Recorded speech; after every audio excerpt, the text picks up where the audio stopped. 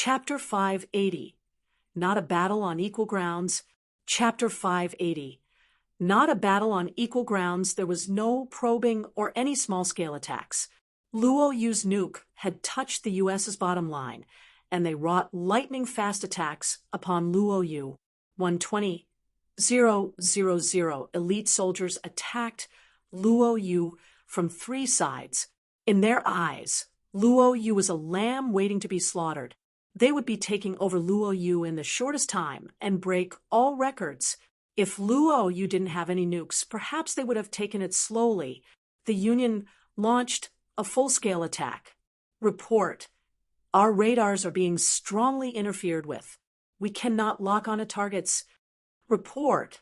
Their interference system is jamming our systems. We cannot make precise attacks. Report.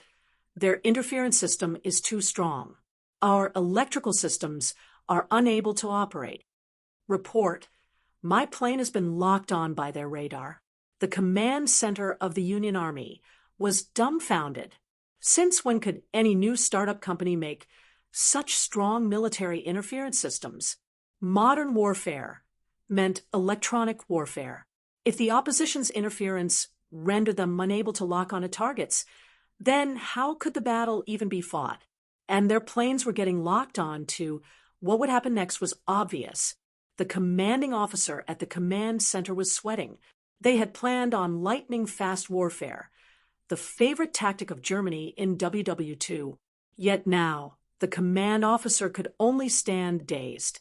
Even Russia wouldn't have been able to have such a strong interference system. Their planes were strongly interfered with very soon after they took flight. How were they to fight like that? If Luo Yu had made such an interference machine, would the nukes then also be theirs? Thinking about this, Peter immediately ordered, retreat, retreat immediately, but his order was a little late. All the planes that Luo Yu's radar had locked onto became blind, and they hadn't even arrived above Luo Yu yet. Rumble, rumble, Yi Mo saw countless anti-air missiles light up the sky in red as fighter jets were taken down accurately all over the place. The jets could muster no resistance under such strong interference, and the pilots could only rely on their own skills to dodge the missiles. The jets had no choice but to try their luck and shoot some missiles at random, but even if they aimed well, the missiles would be stopped by the space shield defense system. The troops who hadn't reached land yet watched the fireworks in the sky in utter shock. Since when did the world have such accurate missile systems? Yi Mo sneered. He knew he wouldn't need to worry about these planes. Although Luo Yu didn't fly even a single plane themselves, Yi Xing hadn't been bluffing indeed. Yi Mo was sure that Yi Xing's interference machine and radar system were unbeatable in this world. Yi Mo was even more sure that Yi Xing was also not from this world, but the difference between him and Yi Mo was that he had lost a lot of his memories. This electrical interference battle made the Union Army defenseless. The missiles Yi Xing had modified were not only faster, they also had a longer range and were more accurate. F*CK. You want to invade Luo Yu with this garbage radar and electronic system? I overestimated you. You wasted one of my extreme energy stones. What a disappointment. Yi Xing looked at the falling jets and felt bored. It would seem that my help isn't needed in this area, Yi Mo said to himself and disappeared. He knew that although Luo Yu had spent a lot of resources developing their navy, the navy was still Luo Yu's weakest spot. What he needed to do at the moment was to go annihilate the Union Army's naval power. Yi Mo knew that it was impossible to capture 80 ships, so he just sliced them open right in the middle.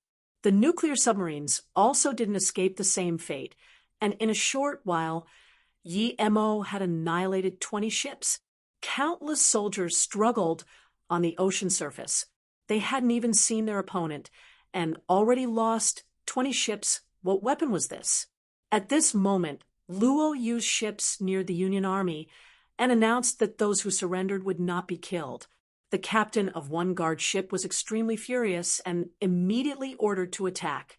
But before the cannons of his ship could be raised, it was destroyed by an unknown weapon. One missile submarine was also sneaking up on Luo Yu's fleet, yet before they could fire any missiles, it was sliced in half by Yi Mo. The intense water pressure ripped the people inside into pieces. Yi Mo flew out of the sea and took an essence chi pill. Good thing he had concocted some, or he would have been running out of chi if not for Yi Xing's help. Yi Mo was sure that he wouldn't have been able to stop the Union Army's attack. Seeing his ships be taken out by an unknown weapon one by one, Sai's face was green. His ship's skin wasn't finding anything within 100 nautical miles from Luo Yu. Huang Yinian felt very satisfied. If not for Yi Mo telling him not to fire at carrier ships, he wouldn't have been able to resist the temptation to throw a couple of missiles over. Although he didn't know why the enemy's ships were sinking one by one, he knew it was related to the mysterious city, Lord Yi Mo and Yi Xing. Although Luo Yu didn't fire any large amounts of cannons or missiles, a few were still being sent out every once in a while, sinking the struggling soldiers into the sea. These people were demons. They didn't even let the drowning soldiers live.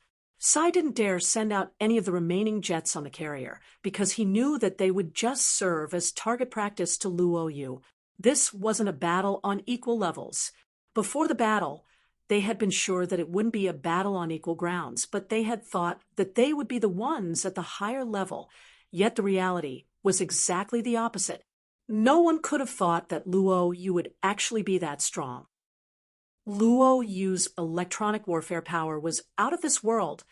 They had designed something beyond their age. This was humiliating. The commander had never fought such a humiliating battle in his life. He was sure that no one could have expected Luo Yu to be this strong. If Luo Yu had any great ambitions, then Sai didn't dare keep thinking. Chapter 581. Slaughter.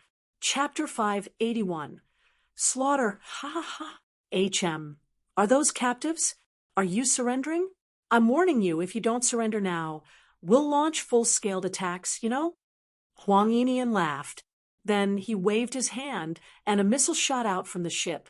Sai watched from a close distance as that missile easily pierced through a light guard ship as it disappeared from the sea with a spin.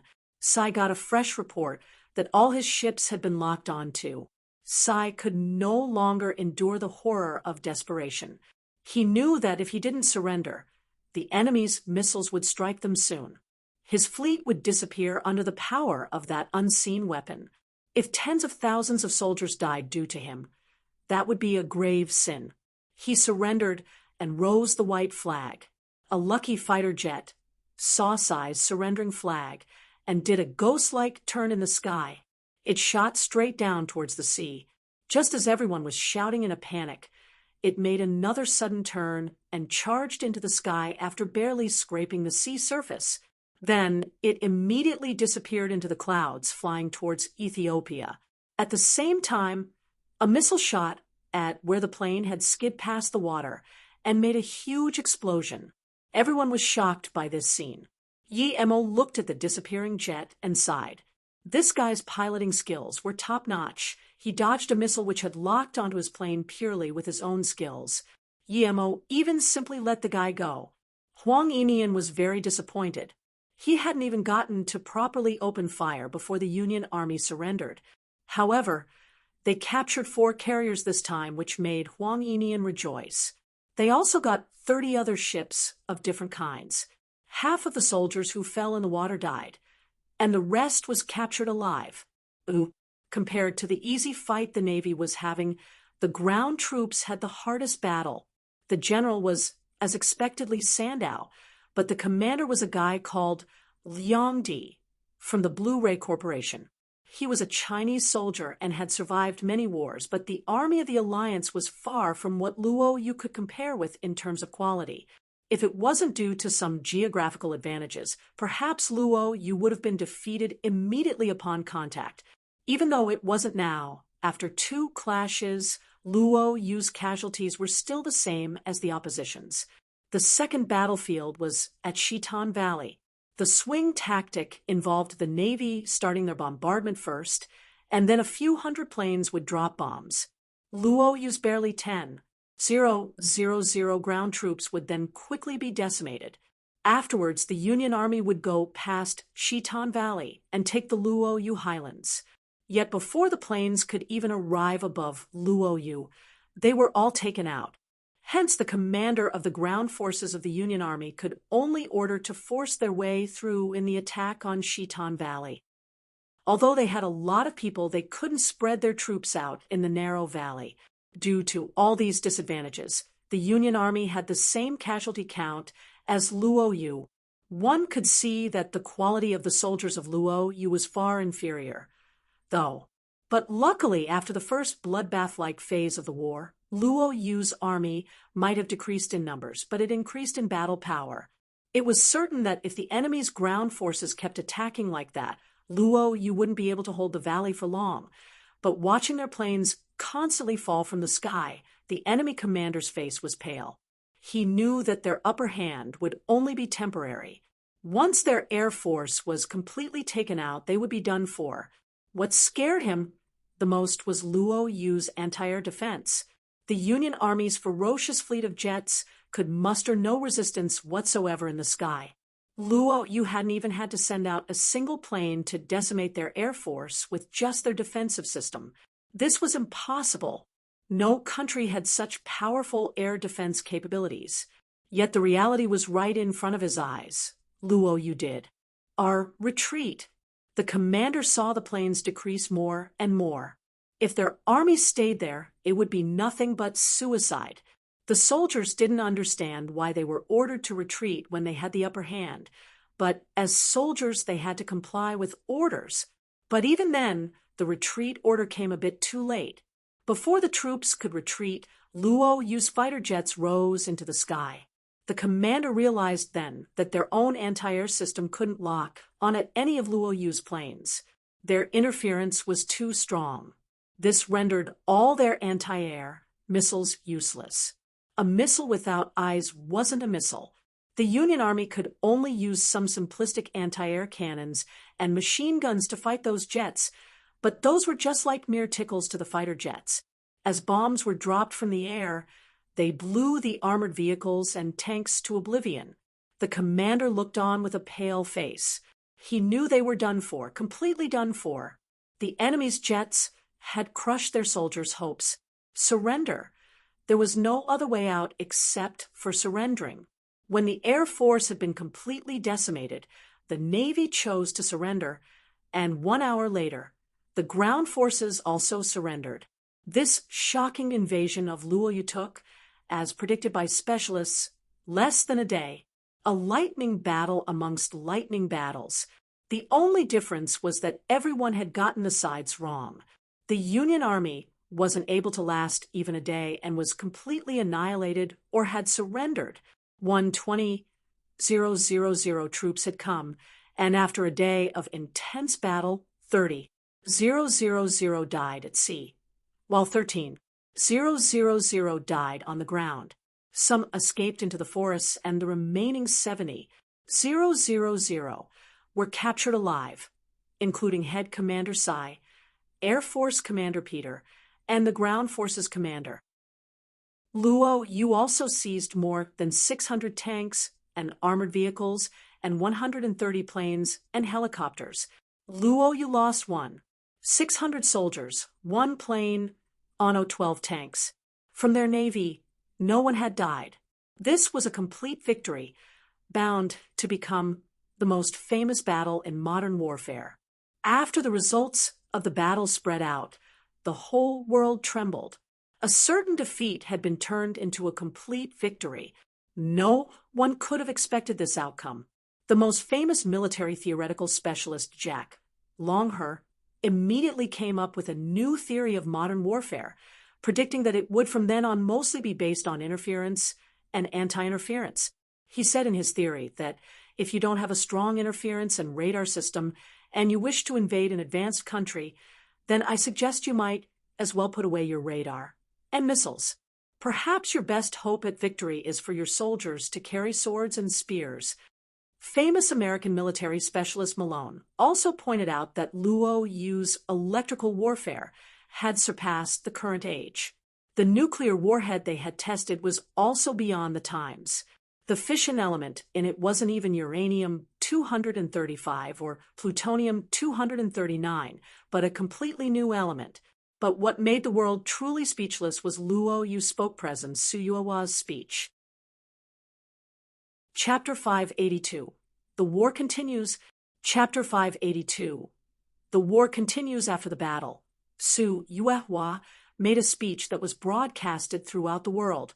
I'm very regretful about the Union Army invading Luoyu and causing us infrastructure damage and troop loss at a massive scale.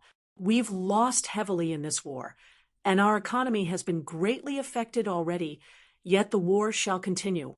It will not stop now. Luoyu is not a place everyone can invade and leave as they please.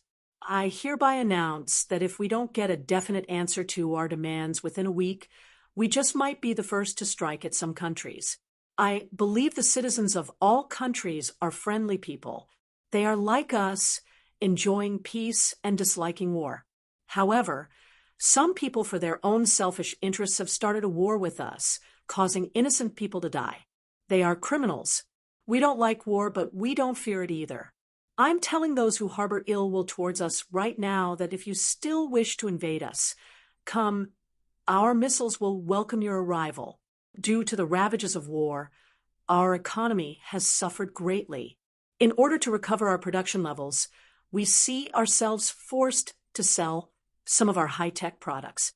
I believe everyone has recognized the worth of our interference system in the recent battle. It's at a top-of-the-world standard. Due to our losses in the war, I hereby announce the beginning of our sale of this system to the world. Of course, not every country can use our interference system. There will naturally be some conditions. Other than that, I would like to mention that Luoyu wishes to be a nation of peace, so we welcome people from all over the world to come settle here.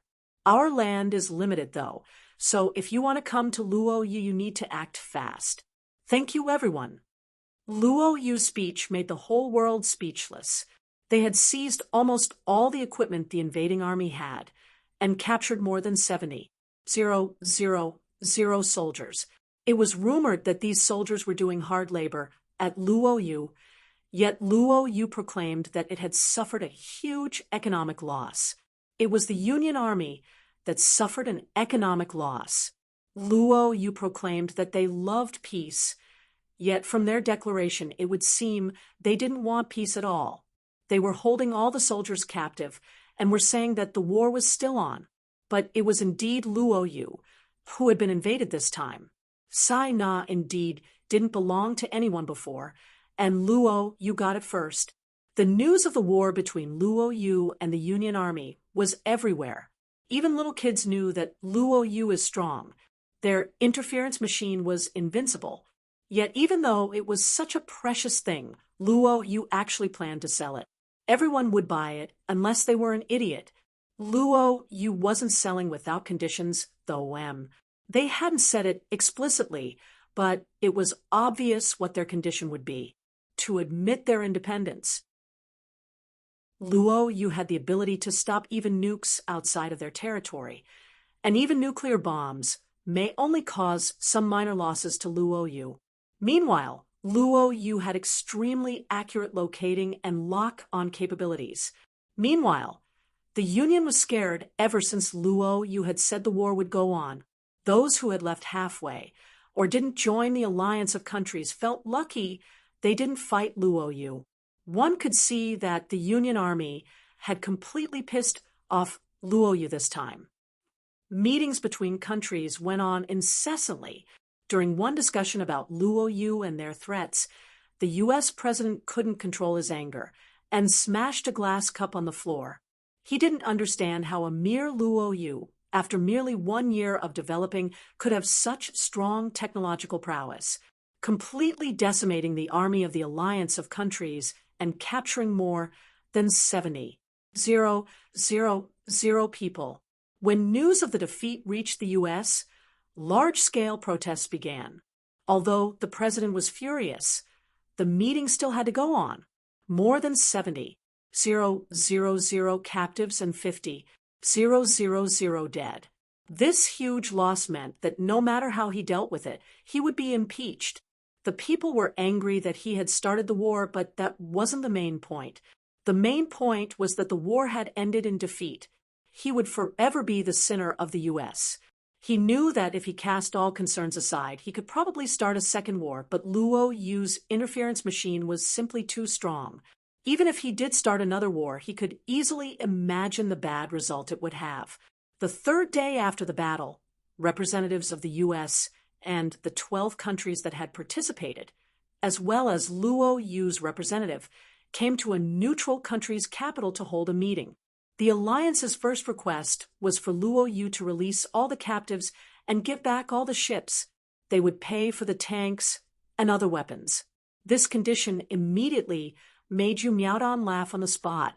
She said mercilessly, "Were we the ones who invaded others and were then defeated?" The representatives knew that it was impossible for Luo Yu to agree to that, but the higher they set the start, the easier it would be to negotiate. In the end, Luo Yu just gave 3 conditions. Firstly, the 12 countries had to compensate Luo Yu's economic losses with a sum of $120 billion US. Secondly, they had to admit Luo Yu's independence. Thirdly, the 70,000 soldiers should not have to be released. The first and second conditions weren't too bad. Although $120 billion was quite a lot, it wasn't bad when it was split up among 12 countries. One could only say that Luo Yu hadn't seen the truly big money yet, but the third condition, the captives had to be released. Otherwise, wouldn't the whole negotiation be meaningless? They agreed to the first and second conditions almost instantly, but the third one was discussed for a week before they finally reached an agreement. The captives would be sent back in return for money. Eventually, 12 countries ended up paying Luo Yu a total of $300 billion US, and Luo Yu released all the captives.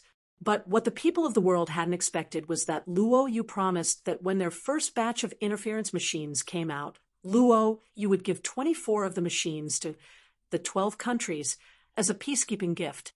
No one knew why Luo Yu would give up their secret to other parties, but that didn't matter at the moment.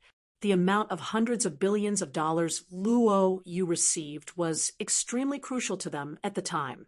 With the support of such wealth, Luo Yu wouldn't need to worry about anything in the near future. They would be able to just focus on developing their technology. Chapter 583. I'll wait for you. Chapter 583. I'll wait for you. If there was one thing more stunning than the result of the battle, then it was that the Shalawaisi Corporation went bankrupt. They had hosted a bet on the result of the battle, with the odds of Luo Yu winning being 1 to 100.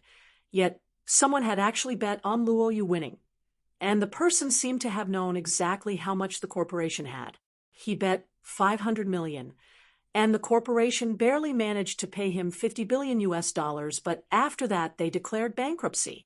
It became the greatest mystery who won the $50 billion, and absolutely no one knew who it was. Because Luo Yu won the war and received huge compensations, and because they had their position in the lucrative pharmaceutical industry, Luo Yu became very wealthy, and all the people in the world wanted to move to Luo Yu. A newly developed place with such strong military capability made everyone who went there feel safe. But the standards for moving to Luo Yu were getting higher and higher. Only the soldiers who had served in the army could move their family to Luo Yu without any requisites. New immigrants had to follow new rules. Many of those who had moved to Luo Yu early on celebrated their decision. Those new immigrants had to pay large sums of money. Luo Dongsheng also rejoiced that he came at the right time. Not long after he arrived, the Luo Yu War happened. He thought that Luo Yu wouldn't be able to survive and felt tragic about his fate, but then Luo Yu crushed the Union Army. Now, both his girlfriend and him worked at the management level of Luo Yu and had 10 times higher salaries than ever.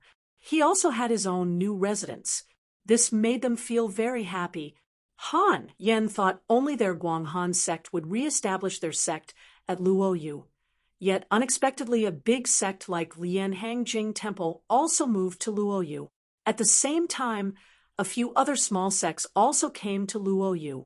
When Liang Jun and Luna saw Yixing, they finally came to understand why Luoyu's interference system was so terrifying. Many countries visited Luoyu, politely asking for cooperation, and they all acknowledged Luoyu's independence. Yi Mo didn't like this sort of troublesome matters, so he let Su Yuehua deal with everything. He eventually also just pushed her to the seat of city lord. Su Yuehua knew that Yi Mo didn't like those matters, and she knew that Yi Mo's final goal didn't lie with Luoyu, so she didn't reject the role. Su Yuehua also knew all too well that those friendly-looking countries had come for their interference machines, but the ones they were selling were far weaker than the immobile version that was based in Luoyu. But these people didn't know, so Luoyu was able to sell lots. Each machine was sold for 1 billion USD, but even then, before Luoyu could even complete their production line, they received 100 orders. Even Yi Mo had to admit that the weapon-dealing business was more lucrative than pharmaceuticals. Large sums of money flowed into Luoyu, and large sums flew out as well, being exchanged for ships upon ships of materials. Luoyu grew day by day, and only those who lived at Luoyu could properly feel it. In the same month, Luoyu announced the establishment of their own government and currency. The world-renowned Luoyu Immortal Hospital also went back to work, standing atop a high mountain. Yi Mo sighed as he looked at the Luoyu that was changing daily. Ever since he had come there, although his cultivation hadn't progressed much, he had finally made some achievements. At least he could now say that he had built and protected his own city. A faint aroma came from behind him, and Yi Mo knew that it was Ning Qingxue. He embraced her and started feeling a little excited. He remembered that a large part of the reason why he built his own city was due to Ning Qingxue's wish. I finally completed our wish and built Luoyu City. Yi Mo looked at the busy city and felt a sense of accomplishment. Thank you. Ning Qingxue knew that Yi Mo had built the city for a great part due to her. She had wanted a peaceful and worryless environment to live in, and Luoyu was just that. Before Ning Qingxue could finish, Yi Mo kissed her. After a long while, Ning Qingxue panted and pinched Yi Mo sulkingly. It's still day. At night, Yi Mo laughed and looked into the distant sky and said, Qingxue, I want to wait until you reach foundation establishment state. If you dash, Ning Qingxue interrupted. I don't care about any foundation establishment state. I just want to be with you. Sometimes I imagine a life where I am almost never able to see you, and I feel scared. If it wasn't for you, perhaps I wouldn't have ever become happy in my entire life. Thank you for letting me know that love is so mesmerizing. Looking at Ning Qingxue as she was feeling emotional, Yi Mo brushed his hand through her hair. If I hadn't gone to Shinongjia that day, would we have passed by each other for forever? Ning Qingxue's voice was very soft, and her eyes were cloudy as she looked at Yi Mo with softness. Yi Mo was dazed. If Ning Qingxue hadn't gone to find him at Shinongjia, what would have happened? Perhaps he would have died. Even if he wouldn't have remembered anyone called Ning Qingxue. There would only have been Luo Ying in his heart.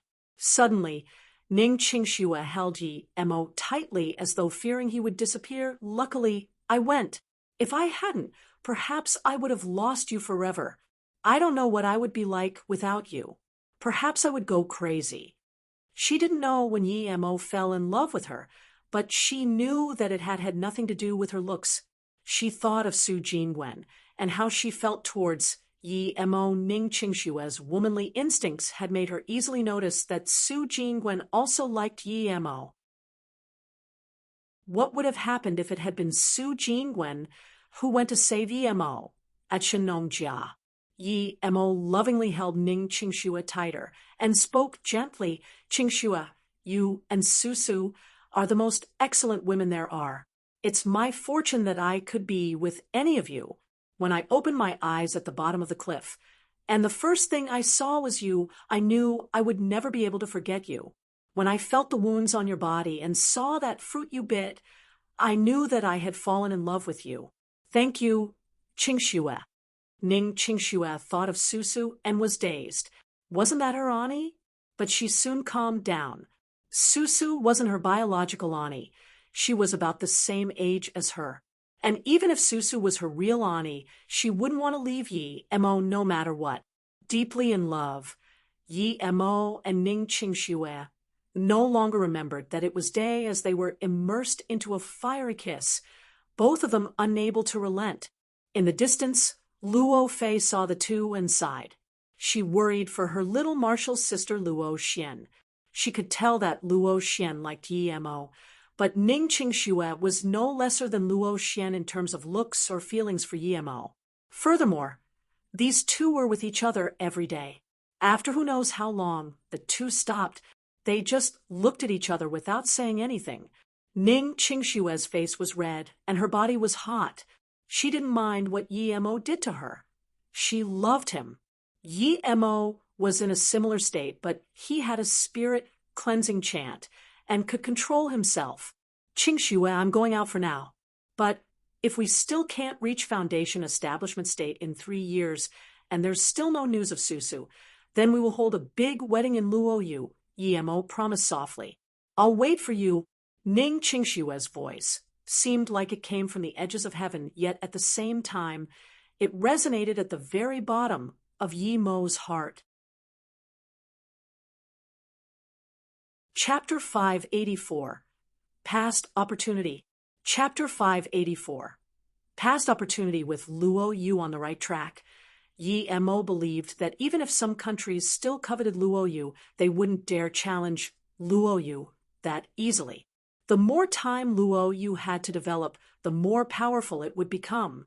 Hence, Yi Mo wanted to go out and take care of some of his own things. He had wasted a lot of time on building Luo Yu. As a cultivator, his main focus should be on finding resources and cultivating. For one, Yi Mo needed to go find that white fox. If it could really find spirit stones and herbs, he would be earning big. Of course, the most important thing was that Yi Mo wanted to go find Luoying. He loved both Ning Qingxue and Luoying, and he didn't want Luoying to miss out on the wedding.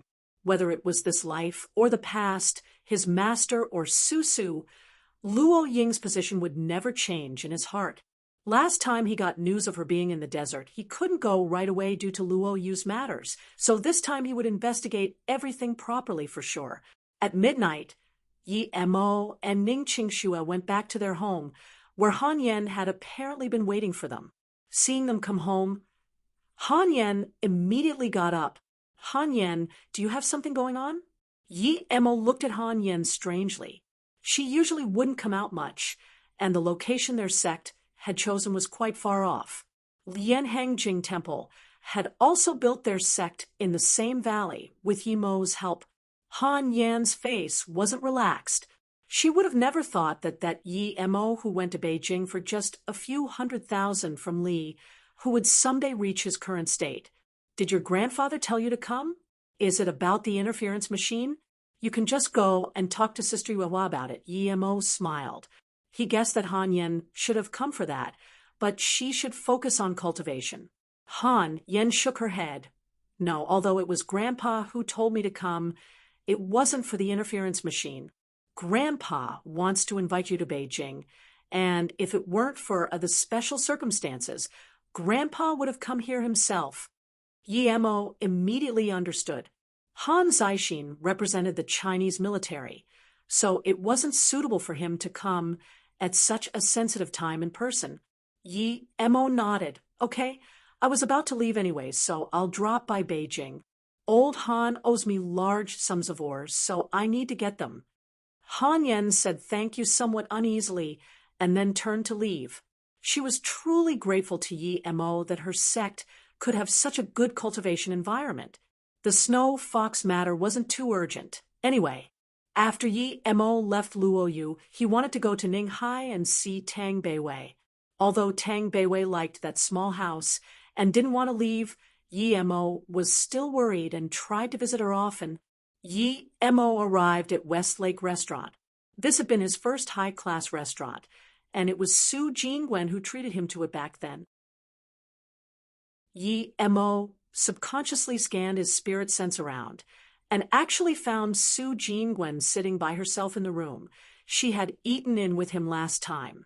Yi Mo had a great impression of her, so he immediately walked into the room. Jingwen, why are you sitting here by yourself? Aren't you with Beiwei? Yi Mo asked. Yi Mo. Su Jingwen got up immediately. She saw Yi Mo smiling in front of her and subconsciously rubbed her eyes. She had just been thinking about him. How could he have appeared in front of her eyes so suddenly? Are you all right? Yi Mo subconsciously reached out his hand to grab her wrist and check how she was. But Su Jingwen grabbed Yi Mo's hand first. It's really you, Yi Mo? How did you know I was here? Are you forgetting me already? Of course it's really me. I was just passing by here and remembered that this was the place you treated me for the first time. So I came over to have a look. I didn't expect you to really be here. Anyway, you're getting prettier and prettier. Aren't you? Yi Mo knew that it had to be the effect of the face-preserving pill. Su Jingwen's face blushed, and she forgot that Yi Mo's hands were still in her hands. Thank you for still remembering me. Su Jingwen felt like she didn't know what to say. Yi Mo could feel that Su Jingwen had feelings for him, but he already had Luo Ying and Ning Qingxue, so he was more than content. He didn't know what words to comfort Su Jingwen with. The door was opened once again, and a young man holding flowers appeared at the door. He looked in shock at Su Jingwen as she held Yi Mo's hand and was sent into a daze. Only then did Su Jingwen realize that she was still holding Yi Mo's hand. She blushed and quickly let go. Immediately, the atmosphere became awkward. Sorry, I didn't know you guys were on a date. I'll be going first. Yi Mo just realized that Su Jingwen had been waiting for someone here, and that he was being a third wheel. He had some mixed feelings, though. But then he immediately woke up and realized that he couldn't give her anything. So why was he having mixed feelings about her seeing someone else? He was being too domineering. Thinking about this, Yi Mo shook his head. He wasn't happy with his subconscious reaction. By the way, is Beiwei at home? Yi Mo asked before he left. Yum. She said she was going to a student gathering yesterday and that she would be coming back today. Yet I waited for her for a whole day, and she still didn't come back, and I felt bored. Su Jingwen subconsciously answered. Student gathering? Yi Mo was surprised. It seemed like Tang Beiwei had gone to Tan.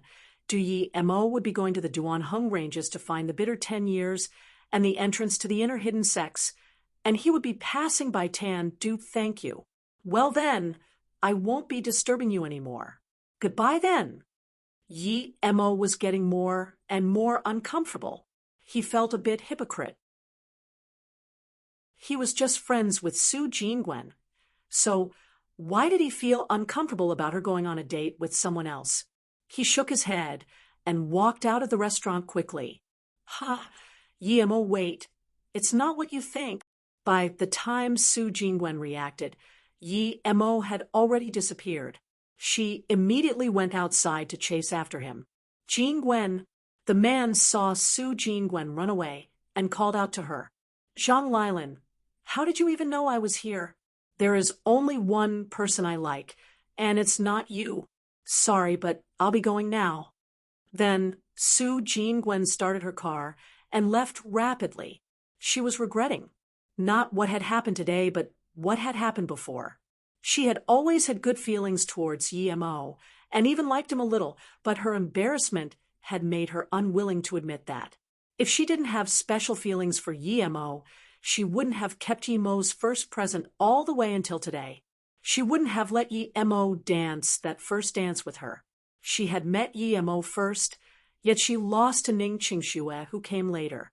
She knew Yi Mo more than Ning Qingxue in the past, but she didn't dare admit her feelings.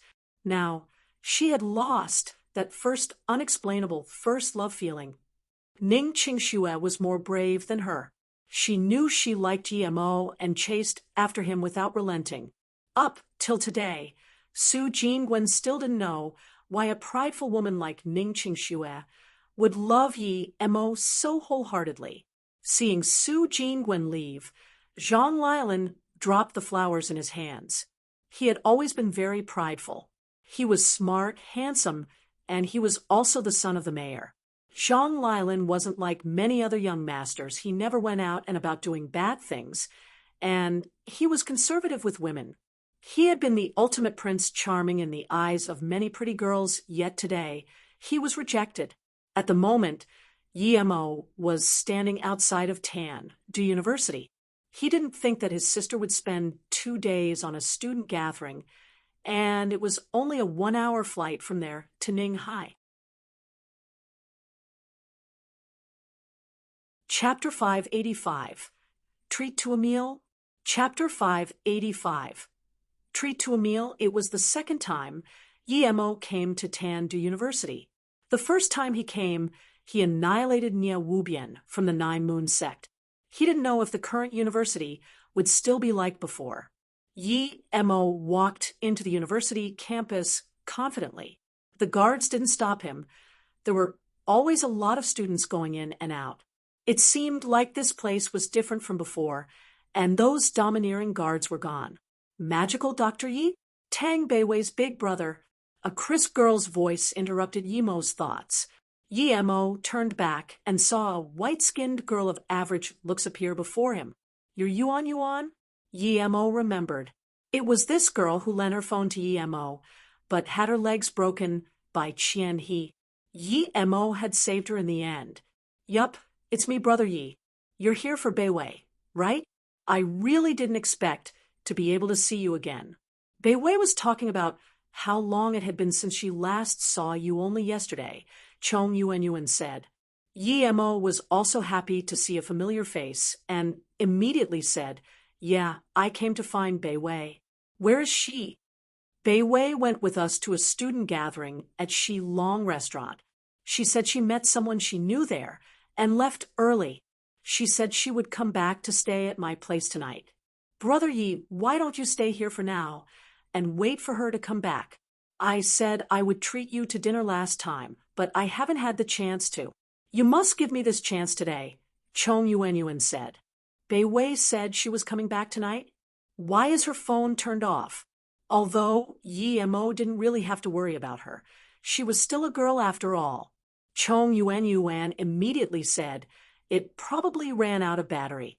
When we left for the restaurant, her phone was already almost out of battery. Don't worry, Beiwei will be back by tonight for sure. Do you know who the person she met was? Yimo knew that Beiwei didn't know that many people. Chong Yuan shook her head. I don't know. When I looked from the side of the room, I just managed to see his back. I think it was a middle-aged man. A middle-aged man? Yimo frowned. Brother Yi, don't worry. Let's go eat. After we finish eating, Beiwei should be back, Chong Yuan quickly said. She didn't want Yimo to worry too much. Okay, let's go to Shi Long restaurant then. Yimo nodded.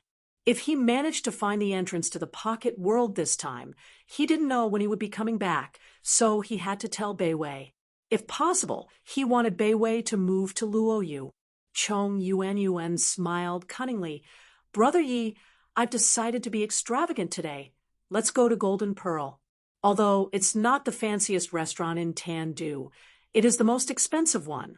They say the food there is amazing. I've always wanted to go, but I didn't have a good enough reason, but now I do. Brother Yi, you must not reject this. If it weren't for you, I wouldn't even be able to stand up today. Yimo looked at her eyes and understood that she was speaking from her heart, so he could only say, Okay, you've already started working, right? Chong Yuan nodded. I have, and my job is actually related to you. Do you remember Hu Yang, that hospital director of Tan Kong Hospital? He wanted to suck up to you, so he went to Tandu University's principal and got me a job. I'm a teacher now. As she could still see Mo be a bit hesitant, Chong Yuan quickly said, Brother Yi, don't worry. When Beiwei comes back, she will call me right away. All right, then let's go to Golden Pearl. Yi Mo knew that he could only follow Chong Yuanyuan now. He couldn't just ask about Beiwei's phone and leave. He had waited at the university for more than an hour, and he had no other way to find Beiwei than through Chong Yuanyuan.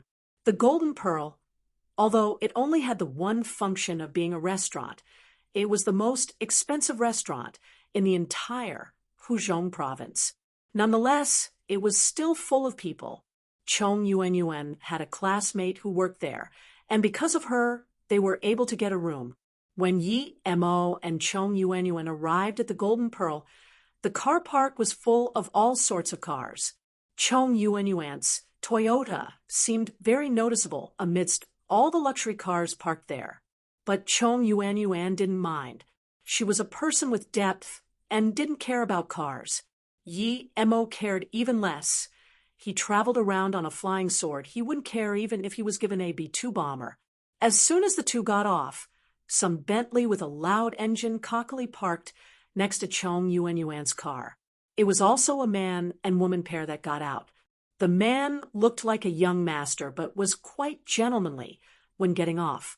That woman looked like she was in her 20s, and she had a very curvaceous body. Although she didn't wear tight clothes, the slightly sagged clothes still couldn't hide her features. She had a very pretty face, too.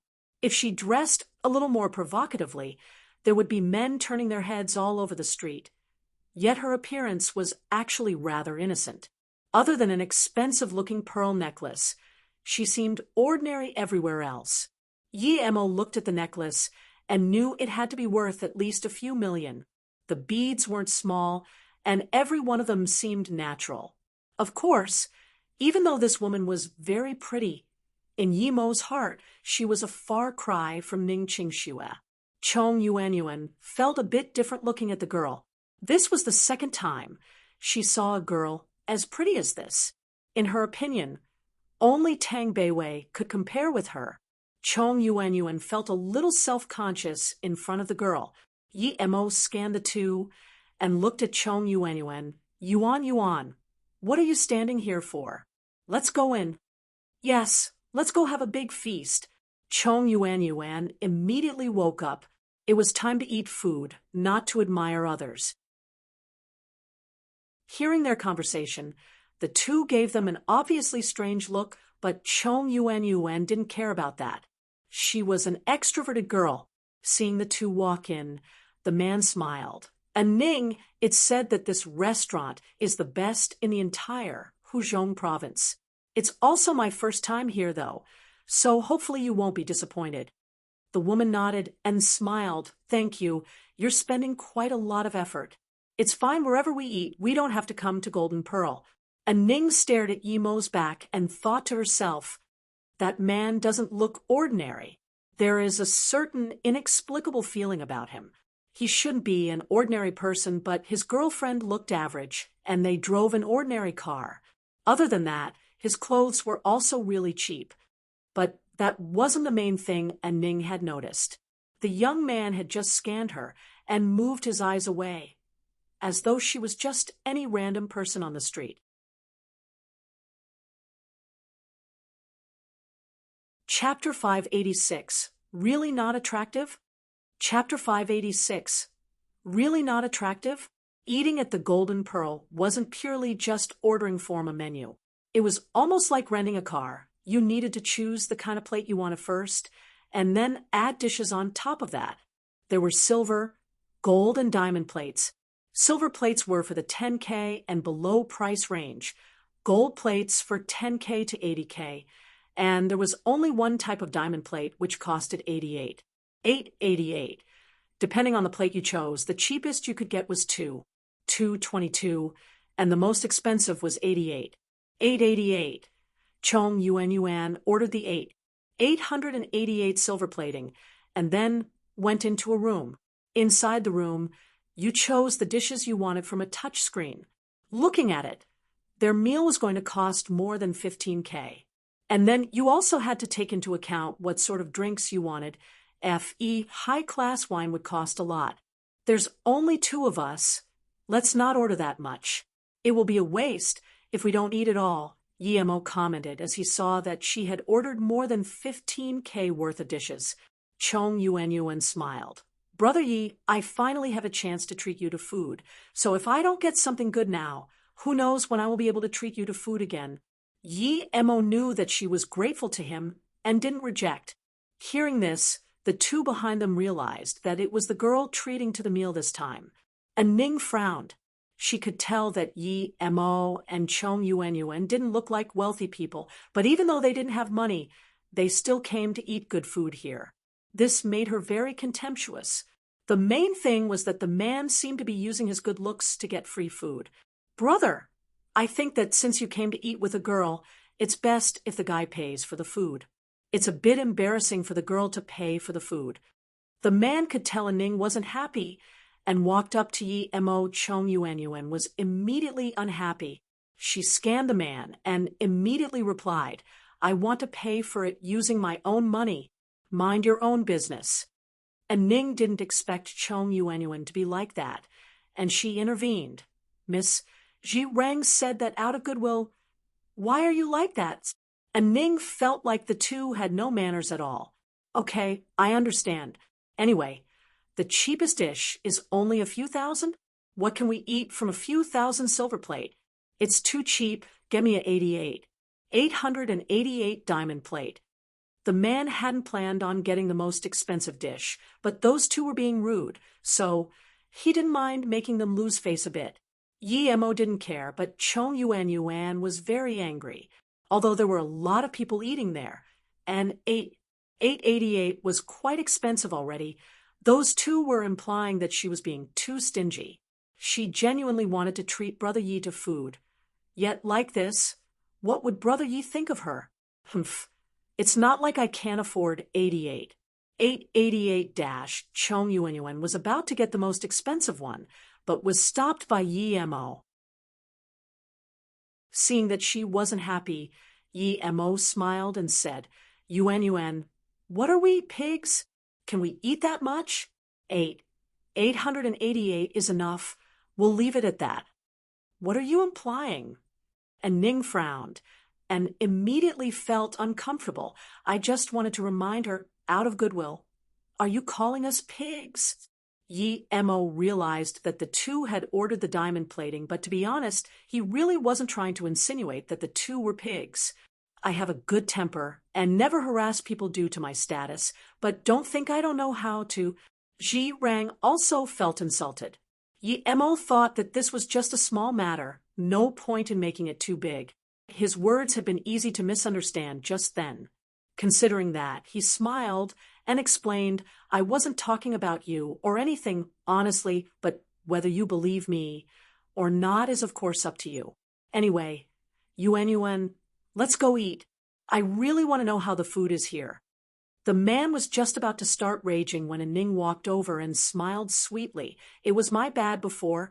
I was too sensitive. I'm Ning. This is my name card. Then she took out a red name card which had a faint aroma to it. Everyone, including Emo, was dazed. This pretty woman changed faces too quickly. Everyone thought she was going to rage. Yet instead she started trying to connect with Emo. That exquisite-looking name card was obviously not one she gave out easily. Even Ji Rang's face sunk. He didn't even have her card. Yet this stranger guy was getting one. Emo shook his head. The woman might have been pretty, but she was too calculating. Although her face looked cold and indifferent, there was a feeling about the whole thing Emo didn't like. But at the same time, Emo didn't have a reason to reject the name card. He smiled, took it, and said, I don't have a job, so I don't have a name card. Then he walked further into the restaurant. Although Chong Yuan didn't have any intentions for Emo, she didn't like that Ning nonetheless. She immediately said, Brother Yi, that Ning is no simple person. You need to be careful. Emo nodded. He didn't even look at the name card before throwing it into the garbage can at the door. Of course, he couldn't tell her that. Seeing Emo and Chong Yuan leave, Ning sneered. She was sure that young man would call her later. She would talk him down yet. She was sure that young man was just playing hard to get. She had seen too many of that kind of people and felt like she needed to teach them a lesson. She was very confident in her looks. Ning, why did you give that person your name card? He doesn't have good intentions for you. You need to be careful. If it were me, I'd be getting some people to teach him a lesson, the man said. Ning smiled. It's a small matter, and you shouldn't be casually teaching people lessons anymore. Your grandfather specially gave all you young masters a briefing that you had to settle down. That's just in Beijing, and I'm not in Beijing right now. Also, I have calmed down a lot, Ji Rang said sulkily. By the way, I heard your father say that your family is trying to move to Luoyu. How is that going? Ji Rang remembered the main reason why he had asked Ning out today. Ning shook her head. It hasn't been done yet. The conditions for moving to Luoyu have gotten much harsher. Then maybe you shouldn't go, Ji Rang persuaded. Ning fell into silence before saying, I've been to Luoyu once. It's a very beautiful place. Also, I saw no injustice at all there. Yet every day on the internet you see a lot of injustice happening elsewhere. I don't feel comfortable about it, but there's nothing I can do about it. It's not like anyone can do any injustice. So why do you care? Ji Rang didn't get it. Because I too live on this earth, and Ning shook her head and didn't continue. She knew that she couldn't talk about this topic with rich people like Ji Rang.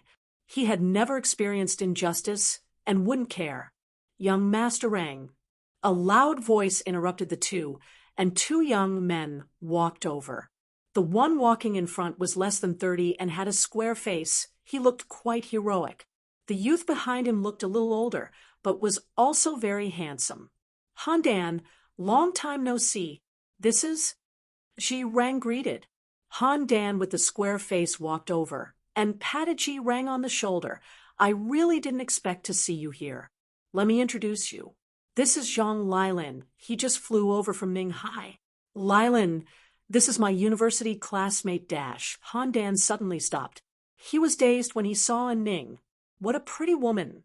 Luckily, he quickly recovered. Hello, I'm Ning. Ning greeted. Hello. Han Dan greeted back while almost drooling. Zhang Lilin just casually said hi. Although Ning was very beautiful, all he had in his heart was Su Jingwen.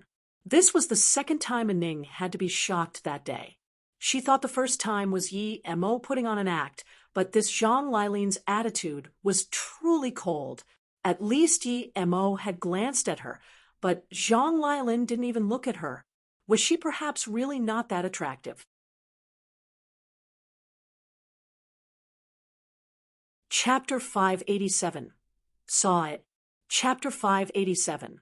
Saw it. Lilin is different from me. I'm just a rich second generation, but he's a true social elite. If it wasn't because of an emergency, he wouldn't have come to Tandu today. But now that he came, I need to fulfill my duty as the landlord. Haha, I didn't think I'd be able to see young Master Rang at the Golden Pearl today. Let's eat together. Let it be my treat tonight, Han Dan quickly said. Ji Rang patted his head and immediately reached out his hand to Zhang Lilin. Of course, I remember you were the #1 student of 2004. Your dad, Zhang Zhigua, is the secretary of Ninghai City. Compared to you, Han Dan and I really are just rich second generations. Ha! Zhang Lilin quickly reached out his hand and said, those are just some minor achievements. Nothing worth mentioning. It's my honor to meet young Master Rang. The few got close very quickly and walked into a room. As they talked, they got to the topic of Ning wanting to go to Luoyu. Han Dan knew that that was his opportunity to shine. If it's Luoyu we're talking about, then I really might have a way. A cousin of mine is living at Luoyu right now, and she is quite a big place, Han Dan said pridefully. This immediately caught the attention of the people there, and even Zhang Lilin was interested. Luoyu was different from China. Even if you were the head of China himself, you still wouldn't be able to casually make requests to Luoyu. So, No matter what status you had in China, there was no use in trying to go to Luo Yu through relations. Han Dan felt pretty satisfied seeing that everyone was listening to him intently, and continued slowly, I'll tell you a secret. The head of Luo Yu and my great-grandfather are truly close friends. Do you think my cousin could stay at Luo Yu permanently otherwise? I'm not bluffing here. If I wanted to go to Luo Yu, I would only need to tell my great-grandfather. Han Dan actually was bluffing. Although his grandfather Han Zixin could get him into Luo Yu if he wanted, considering his grandfather's character, he wouldn't help out for sure. Then Han Dan, can you help me? I wish to move to Luo Yu, and Ning couldn't resist it and stood up to ask. Only Ning herself knew that if it weren't for her truly wanting to go to Luo Yu so much, she would never ask a rich second generation such a request the first time she met him. But she really didn't have a choice. She didn't know anyone who could get her into Luo Yu, and she wanted to go to Luo Yu more and more every day. Han Dan hadn't expected Ning to actually ask him for help, but now that he had said so much, he couldn't just admit that he had been bluffing. He clenched his teeth and replied, Of course, I'll ask my grandfather as soon as I get home. I trust that he won't reject me. He didn't have any confidence that his grandfather would agree, as he knew his grandfather all too well, but he couldn't lose face in front of Ning. Thank you, Han Dan. This is my name card. If you can, please call me on first notice. Ning heard Han Dan's promise and felt much happier about the whole dinner. She actually got to meet someone as powerful as Han Dan. She had taken out another name card of hers. Ji Rang had seen Ning give out 2 name cards, yet none of them had been for him, and he didn't feel happy. But he really had no way to help Ning. If it was something in China she needed, he would be able to help her properly for sure, but in Luo Yu he really didn't have that power. But even good friends can't just appear in the middle of the evening and steal away your girl. So Ji Rang said bitterly, Han Dan, your grandfather's character is rather stubborn. I think this promise you're making might be quite hard to fulfill. Han Dan knew that Ji Rang was telling the truth, but he had already made his promise, so he could only say, I'll do my best to make my grandfather agree to my request. But even Zhang Lilin could hear the not really confident tone with which Han Dan was speaking. And Ning could, of course, also discern it, and she felt like she had been too impetuous. She got up and said to Han Dan, Young Master Han, if it proves impossible, I understand. Now, if I may excuse myself to the ladies' room, you guys go ahead and keep talking. Seeing Ning walk out, Ji Rang smiled. Han Dan, this time you bluffed too much. I really doubt your words. Your great-grandfather agreeing? He. Han Dan knew Ji Rang was right and felt disappointed. If it wasn't that he couldn't contact his cousin, he would rather ask her for help instead. Walking out of the room, Ning suddenly felt it was funny how naive she was. She had believed something so casually and given her name card. She had given out 2 name cards that day. Yet most of the time, she wouldn't give out even 1 in half a year. I've been too desperate, Ning murmured, and suddenly stopped. In the trash can next to the door, she could see her name card. She picked it up. It was that guy's without a doubt. For the first time, Ning felt truly angry and clenched her teeth. She wanted to drag that guy out and also throw him into that bin. She rarely gave out her name card, yet today it had been thrown into a bin. That was intolerable. She didn't think any further before just pushing open the door to Yi Mo and Chong Yuanyuan's room. Meanwhile, Yi Mo and Chong Yuanyuan's food had arrived. Yi Mo wasn't overly passionate about food, but he had to admit that the food there was really good. But Yi Mo still felt like it was too pricey. The 2 ate and talked as time passed by quickly. At some moment, Chong Yuanyuan's phone sounded, and Yi Mo stopped immediately. He wanted to know if it was Tang Beiwei calling. Chong Yuanyuan spoke a few sentences and hung up. She looked strangely at Yi Mo and said, It was Jean Gwen. She's looking for Beiwei too, and just got off the plane. She didn't find Beiwei at school, and she heard you were here, so she's coming over. Su Jean Gwen? Yi Mo thought. She was in Ninghai only a few hours ago. How is she here all of a sudden? Suddenly, the door was pushed open. Seeing a Ning with an unhappy face, Yi Mo was bewildered. Why did that woman suddenly appear? Yi Mo thought of the name card he had thrown away and scanned his spirit sense out. The card was gone indeed. Is there something wrong? Chong Yuanyuan got up and asked normally. She didn't believe that a Ning would be that interested in Brother Yi. Brother Yi had a certain indescribable temperament to him, but it wasn't to the degree where it would make women like a Ning actually chase him. You really aren't a gentleman, are you? I gave you my name card, and it's fine if you don't want to call me, but why would you throw it into the garbage can? Yi Mo blushed. He felt awkward and sighed to himself. Why didn't I just throw the card into my ring? Who knew this girl liked checking out garbage cans? Maybe I dropped it accidentally, Yi Mo said, but he immediately regretted it. Why was he even trying to find an excuse? Oh, apparently you're really environmentally friendly dropping things too. And Ning sneered. Yi Mo suddenly thought it was just a name card. So what? He had thrown away Mo Kang's name card too, with the only difference that he had memorized the content first. Ning, what are you doing there? A voice sounded.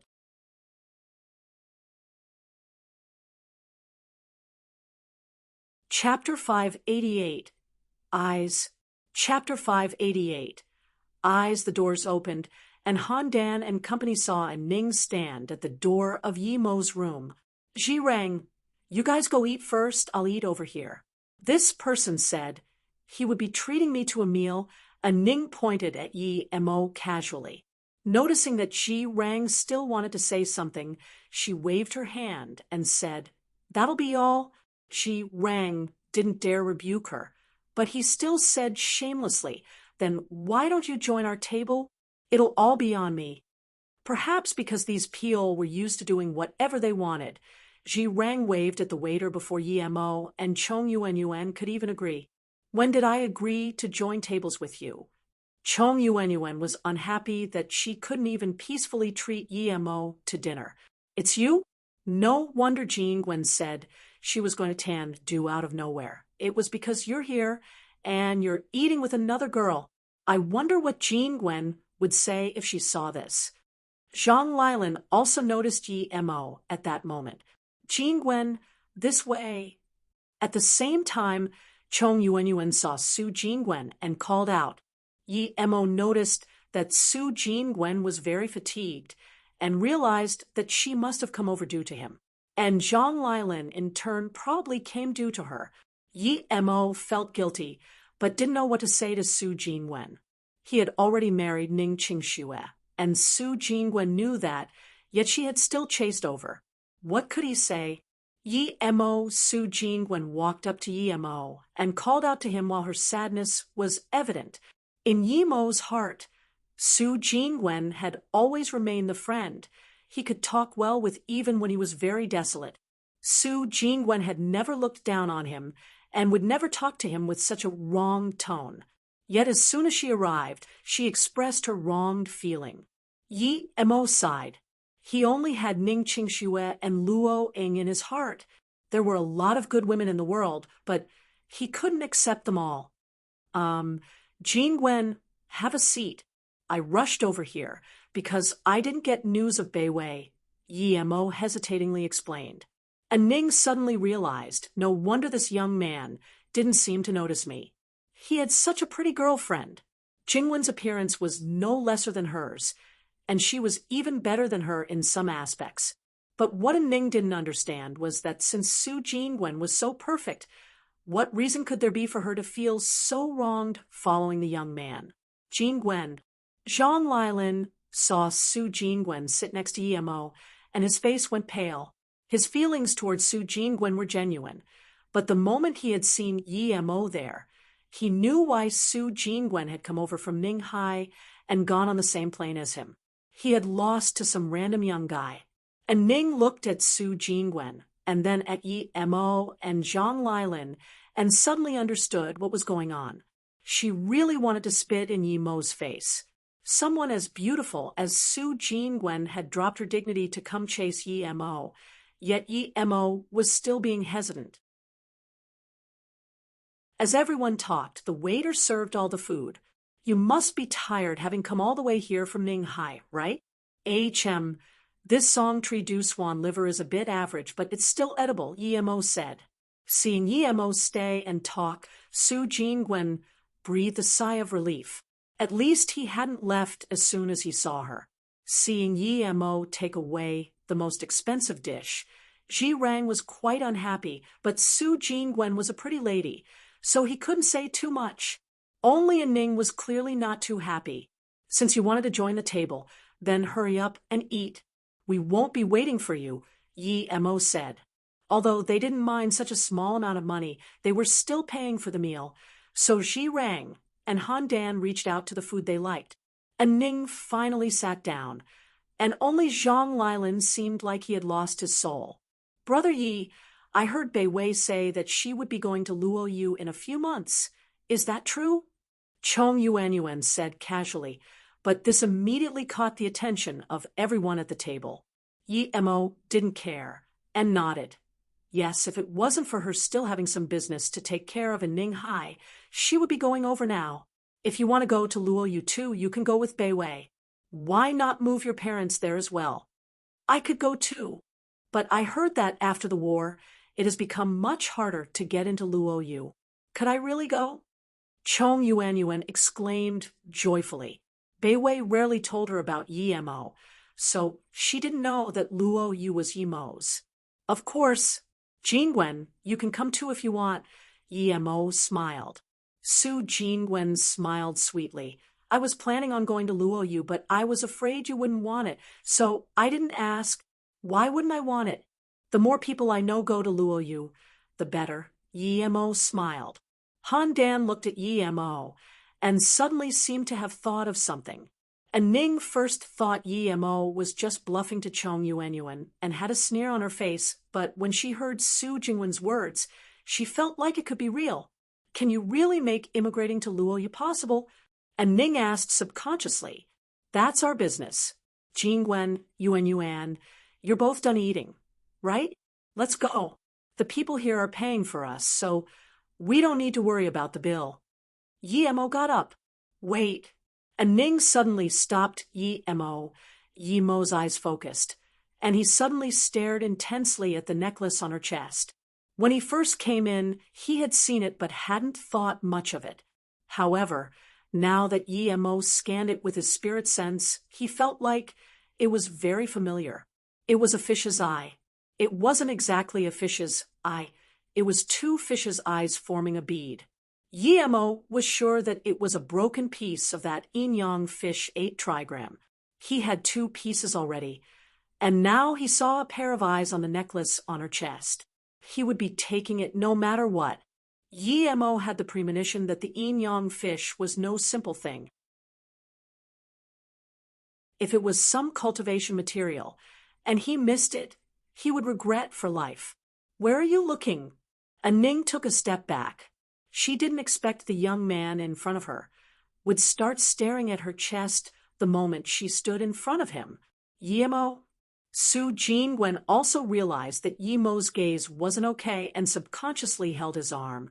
She thought Yi Mo had had too much to drink, and her holding Yi Mo's arm was as if she was saying, I'm no lesser than this and Ning. She also meant to protect Yi Mo and show that the man she liked wasn't like that. Only Ning was able to interpret her actions. Chapter 589. Trickery. Chapter 589. Trickery. The faint aroma and softness which touched Yi Mo's arm made Yi Mo realize that he had been too impolite just then. He patted Su Jingwen's hand gratefully, signaling that he got it. And Ning also realized that Yi Mo wasn't trying to do anything to her. Su Jingwen was right next to him, and there were so many people there, he couldn't do anything to her anyway. Seeing all this happen, Ji Rang got up immediately, but before he could say anything, he was pulled down by Han Dan. Zhang Lilin's eyes lost their shine as he felt dejected. Yi Mo patted Su Jingwen, telling her to wait a bit, and then said to Aning, Aning, there are some things I want to talk to you about alone. Don't worry, I bear no ill will. Aning just realized that Yi Mo had lost his bearing due to some other thing. He probably wasn't interested in her. She had wanted to ask Yi Mo about going to Luo Yu anyway. If he really had such power, she wouldn't mind using him to achieve her goal. Okay, Aning immediately agreed. She went back to their original room. Handan, why did you pull me down? That punk dared be rude to Aning. I'm going to teach him a less dash. Ji Rang's mouth was quickly covered by Handan. He looked worriedly at Su Jingwen and Yuan Chongchong before pulling him to the side. Young Master Rang, do you not want to live anymore? Do you know who that person is? Handan questioned coldly in a hushed tone. Who is he then? Can he kill me? Ji Rang sneered. Handan laughed. Qiu Zhirong, don't blame me for not being a good friend, but if you want to die, don't drag me into it. Not only can he kill you, I can easily say that even if he killed you right now, your Qiu family wouldn't dare to do anything about it. Ji Rang shivered. Who in China would be able to kill him and make the Qiu family not dare to react? All I will tell you is that that person is very likely Yi Mo, the very person who made your grandfather personally go apologize. If you dare look for trouble with him, I admire your balls, Handan said contemptuously. When Qiu Zhirong heard the words Yi Mo, cold sweat immediately started running down his back. He finally understood what Handan meant. If that person truly was Yi Mo, then he could be slaughtered like a chicken. Brother Han, thank you this time. If it wasn't for you, I wouldn't even have known how I died. Qiu Zhirong wiped the sweat from his forehead. The number one person who the young masters in Beijing must not offend was Yi Mo. He didn't think that Yi Mo would be going around all over, and even come to Tan, he was really unlucky. Luckily, he remembered his dad's words and didn't act too cockily a bit earlier outside the restaurant. Otherwise, he would have already offended the young Master Yi at the counter. No need to thank me. You saved yourself. If you were still like before, you would probably be laying outside now. Handan felt very satisfied about Zhirong owing him now. Handan, should we leave right away? Qiu Zhirong just wanted to leave the place as fast as possible. Handan patted him and said, I heard Brother Zhangju say that young Master Yi actually doesn't like to start trouble. As long as you don't mess with him, he won't look for trouble with you either. So if you leave now, young Master Yi might think you still look down on him. Just stay low-key like me for now. Then Handan said quietly, the other day, your Qiu family's Qiu Zhizha cockily tried to attack young Master Yi's friend, and in the end, you understand. Seeing Qiu Zhirong keep nodding his head, Handan continued, that Aning really is pretty, and young Master Yi pulled her to the room next door. What do you think they will be doing that can't be heard by others? Young Master Yi must want her, so you must not look attracted to her in front of him. And also that Jingwen, don't take so much as one extra glance at her. Handan was using Yi Mo's power at that moment. Yi Mo's wife was very pretty, so he probably wouldn't be interested in Aning. Handan was the one who was really interested in Aning, so he wanted to use Yi Mo to stop Qiu Zhirong's desires for her. Yi Mo closed the door, looked at Aning, and said, I want the necklace on your chest. Name your price. Yi Mo knew he sounded arrogant, but he simply had to get that necklace no matter what. Aning blushed and wanted to rage. What was up with this guy? Although her pearl necklace was expensive, it wasn't unbuyable. What did this guy really want? It didn't seem like he was trying to get her.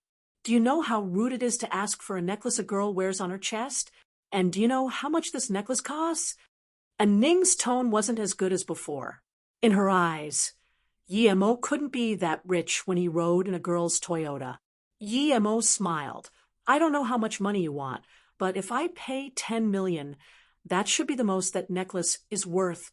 Aning was dazed. She hadn't imagined Yi Mo would be that rich, but she didn't want to sell it for 10 million. Her necklace was worth 3 million, and together with the small fish piece, it was worth around 8 million. I'm talking US dollars here, Yi Mo added. You're that rich? And Ning was really shocked. 10 million US dollars. Even Zhirong wouldn't be able to take out that much. No one she knew could casually take out 10 million, not even if it was 10 million renminbi. Who was this person, and how was he this rich? If you want, I can even let you keep the pearl necklace. I just want the eyes of the yin-yang fish, Yi Mo added. And Ning just reacted and looked at Yi Mo in shock. How do you know that that's a yin-yang fish eye under the necklace? Yi Mo was dazed. Right, how did he know? He couldn't really say. I scanned it with my spirit sense, right? Instead, he quickly said, I saw it accidentally. When you bent over once, what? When did she bend over? Was it really an accident?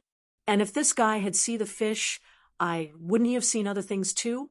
Seeing and Ning be silent. Yi Mo could only say, it's not good for girls to wear fish eyes, so if you agree, I can give you a smaller diamond instead. It's much prettier than that. What? And Ning was dazed again. But before she could come to terms with it, Yi Mo took out a diamond a little larger than a soybean and threw it in her hand. And Ning looked dazedly at the huge diamond in her hand. She had never seen a diamond that big. From the bottom of her heart, she felt like the diamond was much better than the fish eyes, but her grandpa had given her the fish eyes. She didn't really want to give it away. Seeing that, and Ning was still hesitating, Yi Mo spoke again. The fish eyes are yin-yang fish eyes. Don't you feel scared wearing that stuff at night? I heard these ancient things have a strange magic to them, and I might not be scared, but aren't you? Although she knew Yi Mo was just scaring her, she did really start being a bit afraid.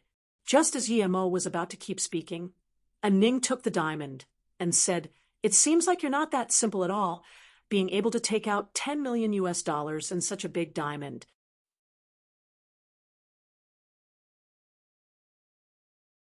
Chapter 590. Tang Beiwei's Encounter. Chapter 590. Tang Beiwei's Encounter. Yi Mo made up his mind that if Ning still disagreed, he would agree to give her 20 million as well as a luminous pearl. However, Ning said, I know you want this yin-yang fish eye really badly, but there's no need to trick me. I agree to trade with you, but I don't need your dollars. I think this diamond is enough. Since you want this fish eye so much, though I'm sure it's no ordinary thing. Hence, I have a few extra conditions. Yi Mo blushed. He didn't expect the woman to be so astute. Weren't diamonds supposed to be the killers of women? How was Ning still this calm? What Yi Mo didn't know was that his words had actually succeeded. If this fish eye wasn't as scary at night as Yi Mo made it out to be, Ning probably wouldn't be willing to trade. Tell me, Yi Mo said casually. Ning said coldly, First of all, I understand that you have quite the capabilities, so you must allow me to migrate to Luoyu. Secondly, tell me how you knew it was an yin-yang fish eye when you glanced at it from that far away. Thirdly, you must tell me why you want this necklace. Yi Mo had a headache because of the last two questions. He would rather have paid more money. Seeing Ning look at him like he absolutely had to answer, he could only say the first condition is fine. I can let you move to Luoyu anytime you want. Secondly, I actually looked quite carefully when you bent over, for which I apologize. Thirdly, your yin-yang fish eye is a piece of a broken hole, and I want to gather all the pieces together. And Ning blushed and wanted to rage. How could this guy be so shameless? But Yi Mo was already taking out his two pieces and put them on the table. I have two pieces here. Can you check if your yin-yang fish eye is a part of it? And Ning noticed that her piece truly fit the other two pieces.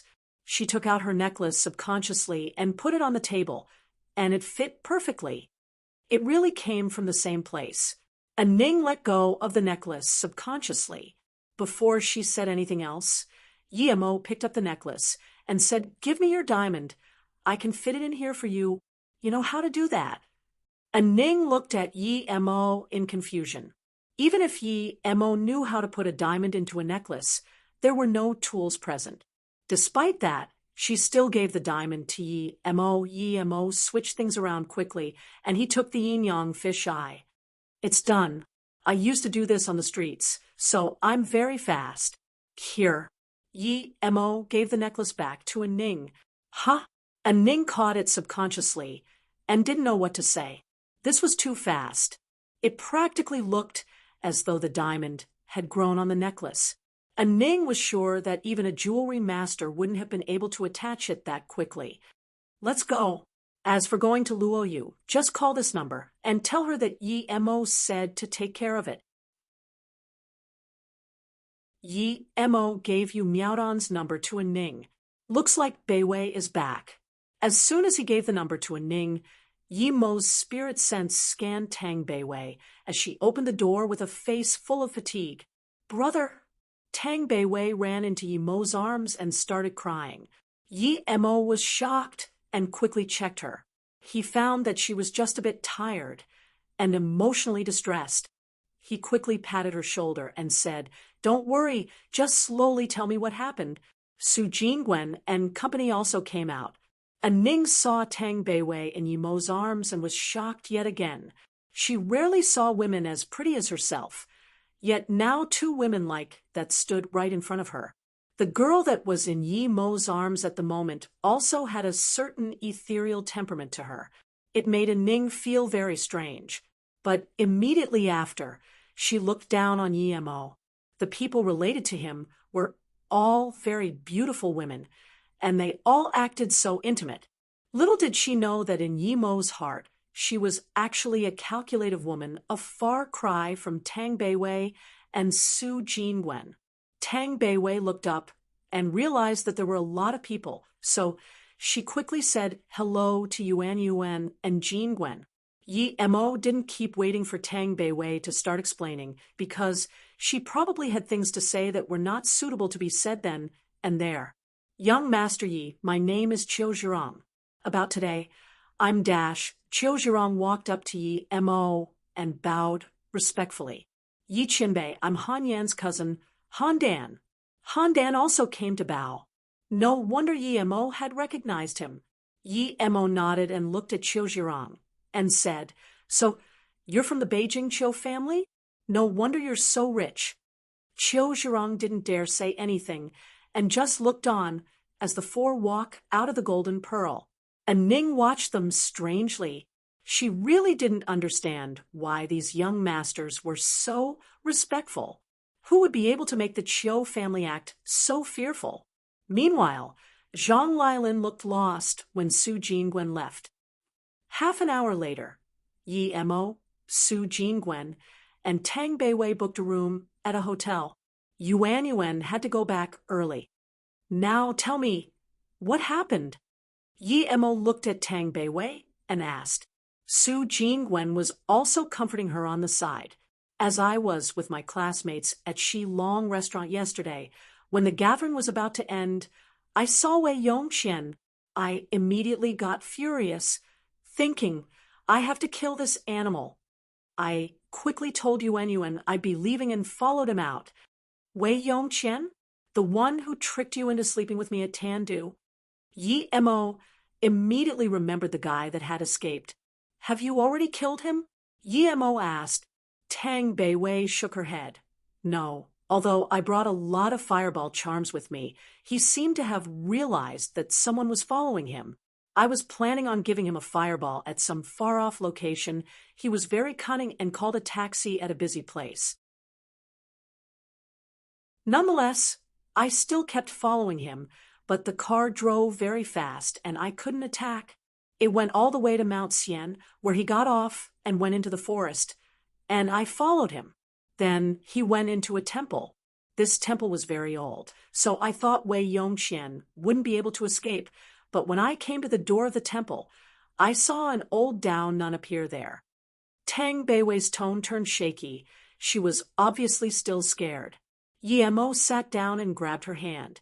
Tang Beiwei calmed down a little before saying, I told the nun to move aside and said that Wei Yongqian had enmity with me, but that nun sneered and told me to leave or she would kill me. But I hate Wei Yongqian to the bones, so I wasn't going to let him go.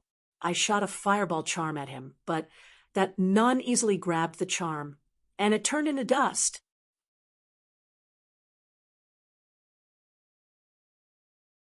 Chapter 591. Battered Temple. Chapter 591. Battered Temple. Yimo's heart sunk. There was a nun that strong. The fireball charm he left Beiwei had been made when he was at stage 3 of qi gathering. Although it wasn't very strong, it could still easily kill a yellow level primary stage. And even though it could be easily avoided, it was too absurd that nun had been able to catch it with her hand and turn it to dust. You saw it with your own eyes? Yi Mo's face turned serious. Tang Beiwei nodded, yes, I really did. Then, after a long time, when she finally spoke, she said that my charm was good and that she didn't want to kill. She told me to leave all the charms behind and leave. I didn't leave the charms behind and just ran. I knew I was no match for her, but if she chased me, I would just throw all my fireball charms at her. She didn't chase you? Yi Mo asked strangely. That nun didn't sound that good-hearted. Tang Beiwei shook her head and said, I was also confused after seeing that she wasn't hunting me down. I ended up getting lost because I was so worried, and I only found my way out the next day. I have let an enemy run away from me again. I'm really useless. Tang Beiwei started to cry in Yi Mo's arms again. Yi Mo patted her shoulders. Beiwei, don't worry. Now that you've found him, I won't let him go. I will help you get revenge. It is weird, though. Since that nun was so strong, there was no reason for her to let you go. Anyway, think carefully. Yi Mo comforted her. Yeah, Beiwei, Mount Xian is only that big. How did you get lost? Su Jingwen commented. Tang Beiwei just thought about it at that moment and realized that indeed Mount Xian wasn't that big. How could she get lost there for a whole day? Yi Mo nodded. I checked your qi and dantian. And it is true that you didn't receive many injuries, right? I remembered something. During the day, I felt like I hadn't gotten very far, so that none could have captured me easily, Tang Beiwei replied. Yi Mo said, although it's a little hard to believe, the following might be the truth, that none must have set up a formation outside the temple and trapped you inside of it. As for why she didn't attack, I don't know either. Beiwei, you weren't attacked in the formation? Tang Beiwei replied after a while, I didn't get attacked, but I did feel dizzy and sleepy after walking for a bit. I then immediately started running qi cycles and stopped feeling tired. But after a while, I felt tired again and had to do the same. Yi Mo finally understood. It had been a close call, though. If he hadn't taught Beiwei some cultivation method, she would have been done for last night. What he didn't understand was that with that nun being so strong, why did she not capture Beiwei personally? Tang Beiwei had also understood and asked, full of fear, of what could have happened. Brother, you're saying that that person wanted to wait for me to fall asleep in the formation? Yi Mo nodded seriously. That's probably it, but you did very well. Luckily, you didn't fall asleep. I think the formation probably needed someone to control it, and because that person saw that she couldn't do anything to you for the whole night, or because of some other reason, she decided to let you go. Beiwei, let me look at your necklace. Yi Mo pulled the necklace from Tang Beiwei's neck. It still had some warmth, but Yi Mo could tell that it had been attacked for more than once. However, in her worry, Tang Beiwei hadn't even noticed that she had been attacked. Other than that hypnotizing formation, you have been attacked many times, but it was all blocked by your necklace. If I'm not wrong, it's not that she didn't want to properly attack you, but that she couldn't for some reason. Perhaps because she was heavily injured and wouldn't be able to handle all your fireball charms, she hesitated when attacking. The attacks you received weren't very strong, Yi Mo said as he put the necklace down. Oh, really? If only I had known, I would have shot out a bunch of fireballs at once. Tang Beiwei expressed her regret as she felt the necklace. She felt gratitude towards her brother. If her brother hadn't given her the necklace, she didn't know what would have happened.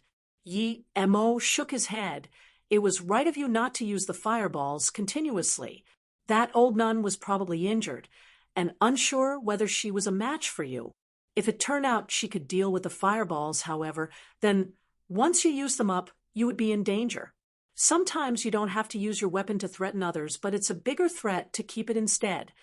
Brother, I remember now. When I shot out the first fireball, although that nun caught it with her hand, her face was very pale. And I understand now, she really was heavily injured. Tang Beiwei remembered something. What is it? Yi Mo immediately asked. Tang Beiwei reminisced.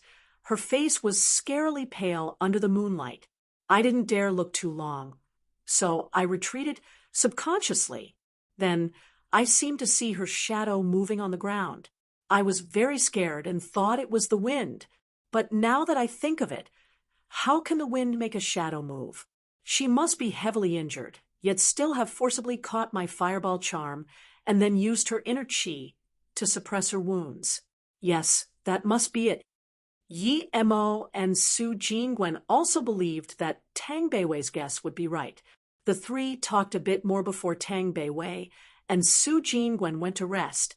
Tang Beiwei was very tired and fell asleep as soon as she got in bed.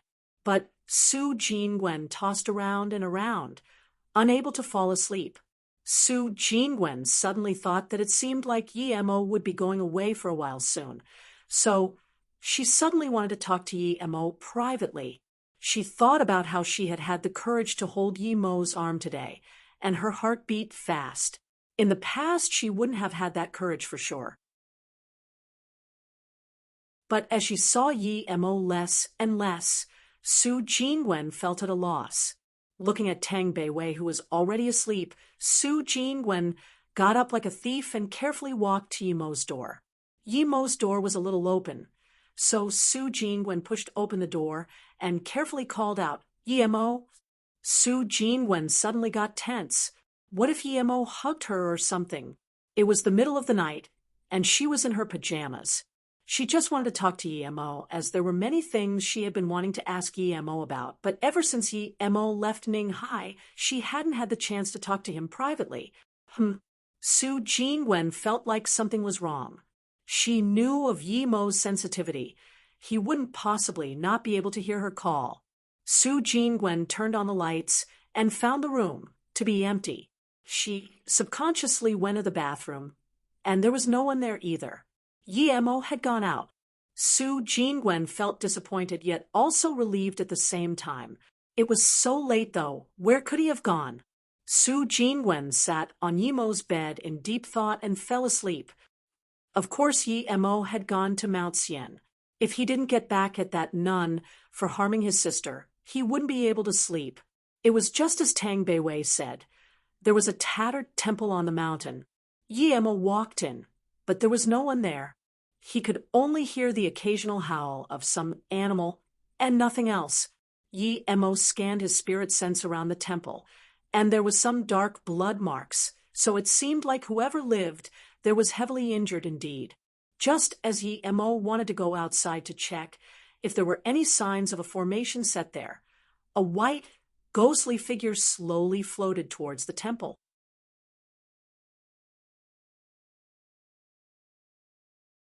Chapter 592. Careless Man and Woman. Chapter 592. Careless Man and Woman. A ghost? Yi Mo was standing at the door as he watched the white figure approach the temple. From a distance, it looked like it was floating, and it shone brightly under the moonlight. He was dazed. There weren't many manifested souls, and those who manifested had some basic offensive capabilities. Ghosts were usually invisible, but Yi Mo could scan them with his spirit sense. These beings usually lived in special environments, such as the heavenly ditch or tombs. This wasn't a ghost. Yi Mo's spirit sense had scanned clearly that it was a man under a white sheet. It was just that the way he was walking was strange. Moreover, he had covered his head too. Yi Mo didn't know why he was doing this in the middle of the night at an abandoned temple. Was that necessary? He seemed younger than 30, and he had lost a finger on his left hand.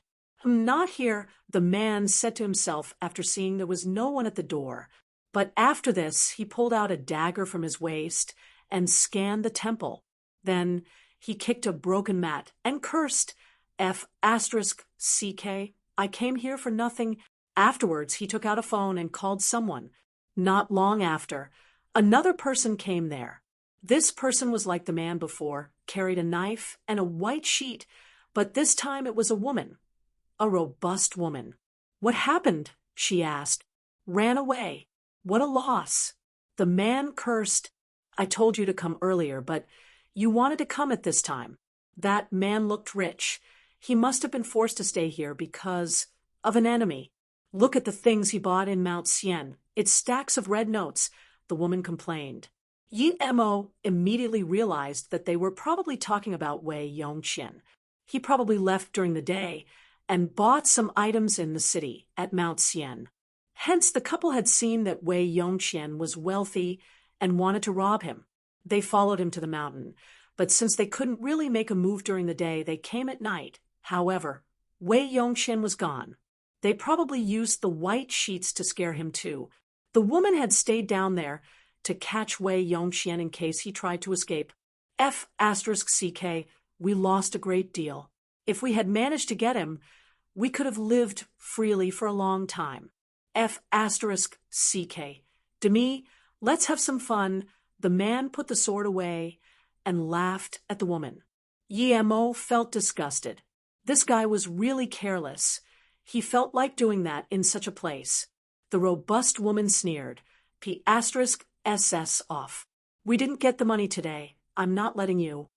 Hee Demi, why are you being like this? You know, every time I give you the best.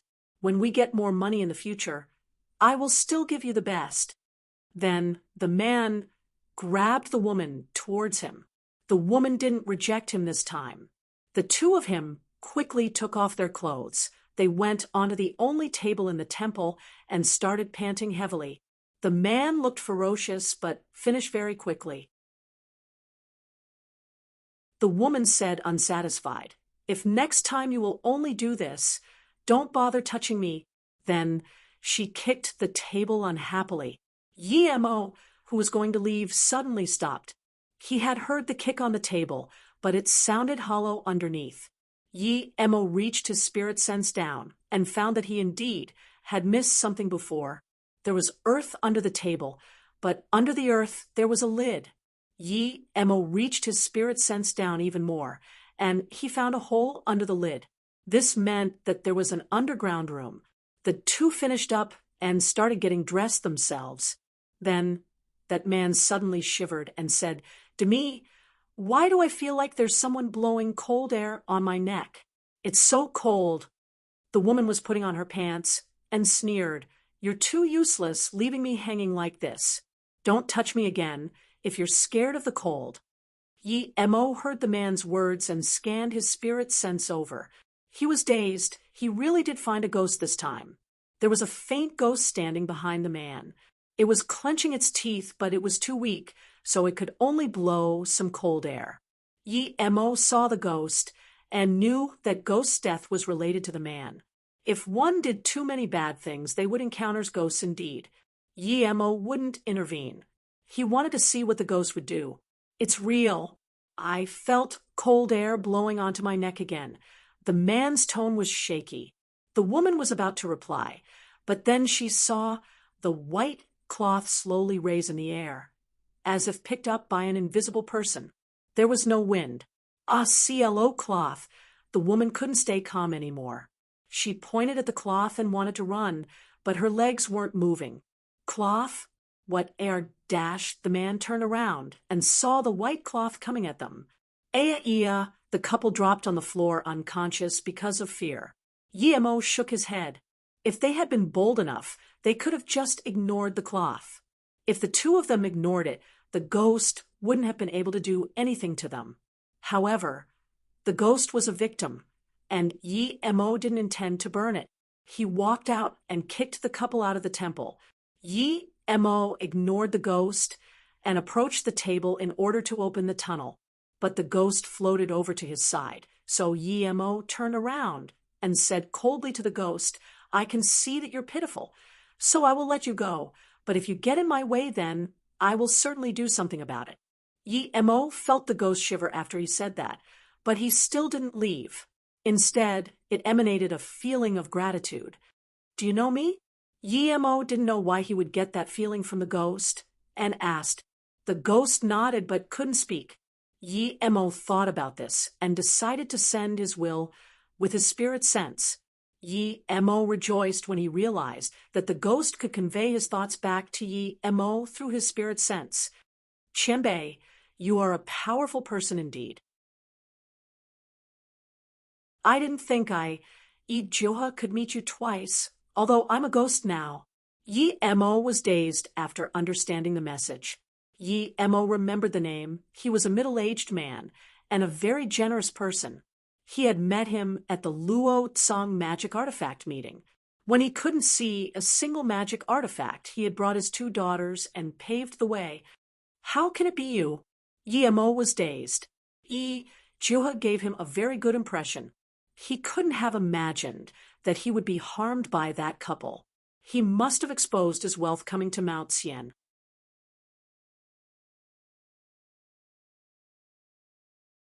Chapter 593. Re-encounter with the Sutra. Chapter 593. Re-encounter with the Sutra. Yi Juha soon conveyed how he had come to Mount Xian for business and started being targeted by the 2 criminals. Although he told them he could give them even more money, the 2 just took his cash and killed him. "Okay, you're a nice guy, and you helped me out last time, so I'll help you too this time." Yi Mo threw out 2 fireballs, and the 2 people outside were immediately turned to ashes. Yi Juha looked at Yi Mo's power in a daze, while his ghostly form started to dissipate. If he hadn't known the Qianbei in front of him, and this Qianbei threw a fireball like that at him, his soul would have been turned to nothing in an instant. Yi Mo sighed. He wondered what could have happened to that protection artifact Yi Juha had had. If he had worn it, he might not have died. "Qianbei, thank you for helping me get revenge. I feel that I'm about to disappear from this world. Please help me. I'm worried about my wife and 2 daughters. Now that something has happened to me, my 2 brothers will try to steal my fortune. I've left a will. It's in my best friend, Jiang Junshin's hands. You want me to bring this will to your families?" Yi Mo frowned. He didn't really want to do that because he was very busy, but Yi Juha was a good person, so Yi Mo would go if he had the time. He did think Yi Juha was worrying too much, though. His wife and daughters were still there. How could his fortune be taken by his brothers? "Thank you, Qianbei. Now I feel assured. If you see my wife, tell her to give you the Rainbow Rock. Jiutang City's Jua Corporation is mine." Before Yi Juha could say everything he wanted, he dissipated. Yi Mo sighed. He did have the Yin Sha bead, but he didn't have any ghost cultivation method, so he couldn't help Yi Juha. The only reason why Yi Juha had been able to last so long was purely because of his will. The moment he relaxed, his ghostly form couldn't stay in this world. Bar any special circumstances or other people keeping the ghost in existence, it was very hard for ghosts to stay in this world. Moreover, the ghosts kept by humans usually weren't capable of conscious thought, and only ghost cultivators would have their own will. Yi Mo collected his thoughts and opened the passage under the table. As soon as he opened it, he immediately knew that there must have been people living there. There was a flow of wind in the place. As he walked a few meters in, Yi Mo saw a room and scanned it. There were a crooked wooden bed and a new-looking rug in it. And other than that, there were also a normal table and chair. Yi Mo carefully scanned around with his spirit sense and quickly found that the wall was different in one spot. He walked over and noticed that it was possible to open that spot. After opening it, Yi Mo found a big wooden box. and as he opened the box, Yi Mo found 4 thick books covered in silk inside. 3 were actually of the Taoist Sutra, and 1 was even older, and didn't have a cover. Yi Mo was dazed because he knew the books quite well by then. Those were really 3 Ni Luo Sutra books. Yi Mo opened a book and was able to barely recognize the words Ni Luo on a yellow page. What disappointed Yi Mo was that the 3rd book's golden title page was missing. Yi Mo owned 2 golden pages already, so the 3rd must have been taken by the person who hid those books in that place. The person who hid it there must have also found out about the secret of the golden page. Yi Mo sighed. He had obtained the 3rd book, yet the most important part was gone. How did that other person realize that the blank title page was special? Yi Mo thought for a moment, and suddenly came to realize that that person most likely must have had all 3 books. But since 2 of them didn't have such a blank page, the person only had to think a bit to know that the blank page was very important. But even then, there was no point in leaving the 3 Ni Luo Sutra books in that spot. Suddenly, Yi Mo remembered what Luo Yin had said. It was a martial ant from their sect who probably took the Ni Luo Sutra, and she was halfway, the great heaven state. Factoring in Tang Beiwei's encounter, it would seem that the old nun Beiwei had met was most likely that martial ant. The 4th book Yi Mo found looked very thick and had some images on it, all of bare women. Each image had red lines showing the direction and method of qi cultivation. It was probably an ancient martial arts cultivation method. Yi Mo gave it a look and saw that it was much more powerful than other methods. The 4 books had no meaning to Yi Mo, so he casually dumped them in his ring. Yi Mo then looked around, but there was nothing else. Yi Mo could only leave and reseal the entrance to leave it the way he had found it. It seemed like that nun was injured and had left those books behind, but the books didn't take up that much space. So, did she find it dangerous to keep the books on her for some reason? Was there someone hunting her? Also, why would a half-step great heaven master from the inner hidden sects be together with someone like Wei Yongqian? Yi Mo didn't understand that as they were people from 2 different worlds. In the meantime, it had become almost daylight, so Yi Mo quickly left the broken temple.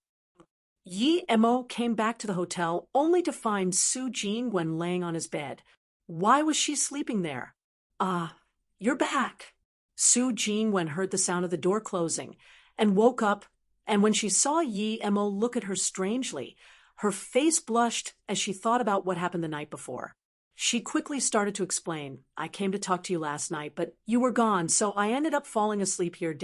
Yi Mo understood and smiled. Go ahead and keep sleeping then. I'm not tired. Su Jingwen quickly said, it's already day. I'll be leaving.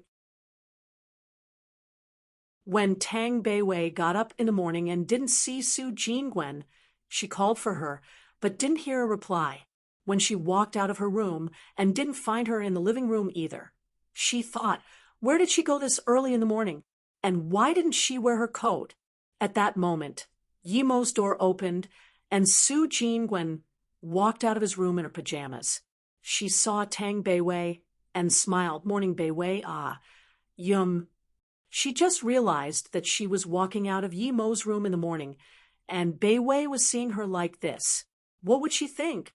Sister Jingwen, you slept with my brother last night? Tang Beiwei asked subconsciously.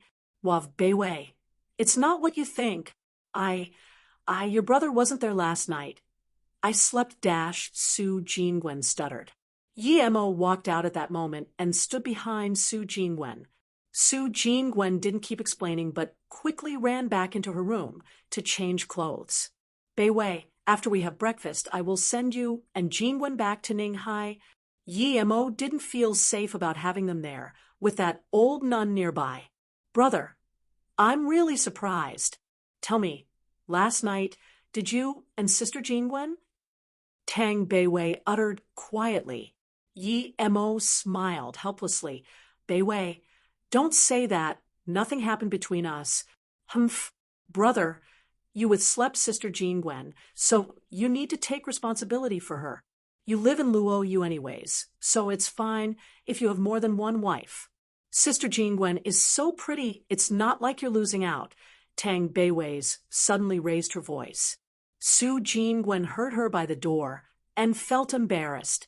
She wanted to hear what Yemo would say, so she didn't open the door. Yemo sweated. He never knew his sister had such a side to her. Yemo didn't want things to get more complicated, so he cut it off for now. Beiwei, don't speak about it again. I'll explain to you later.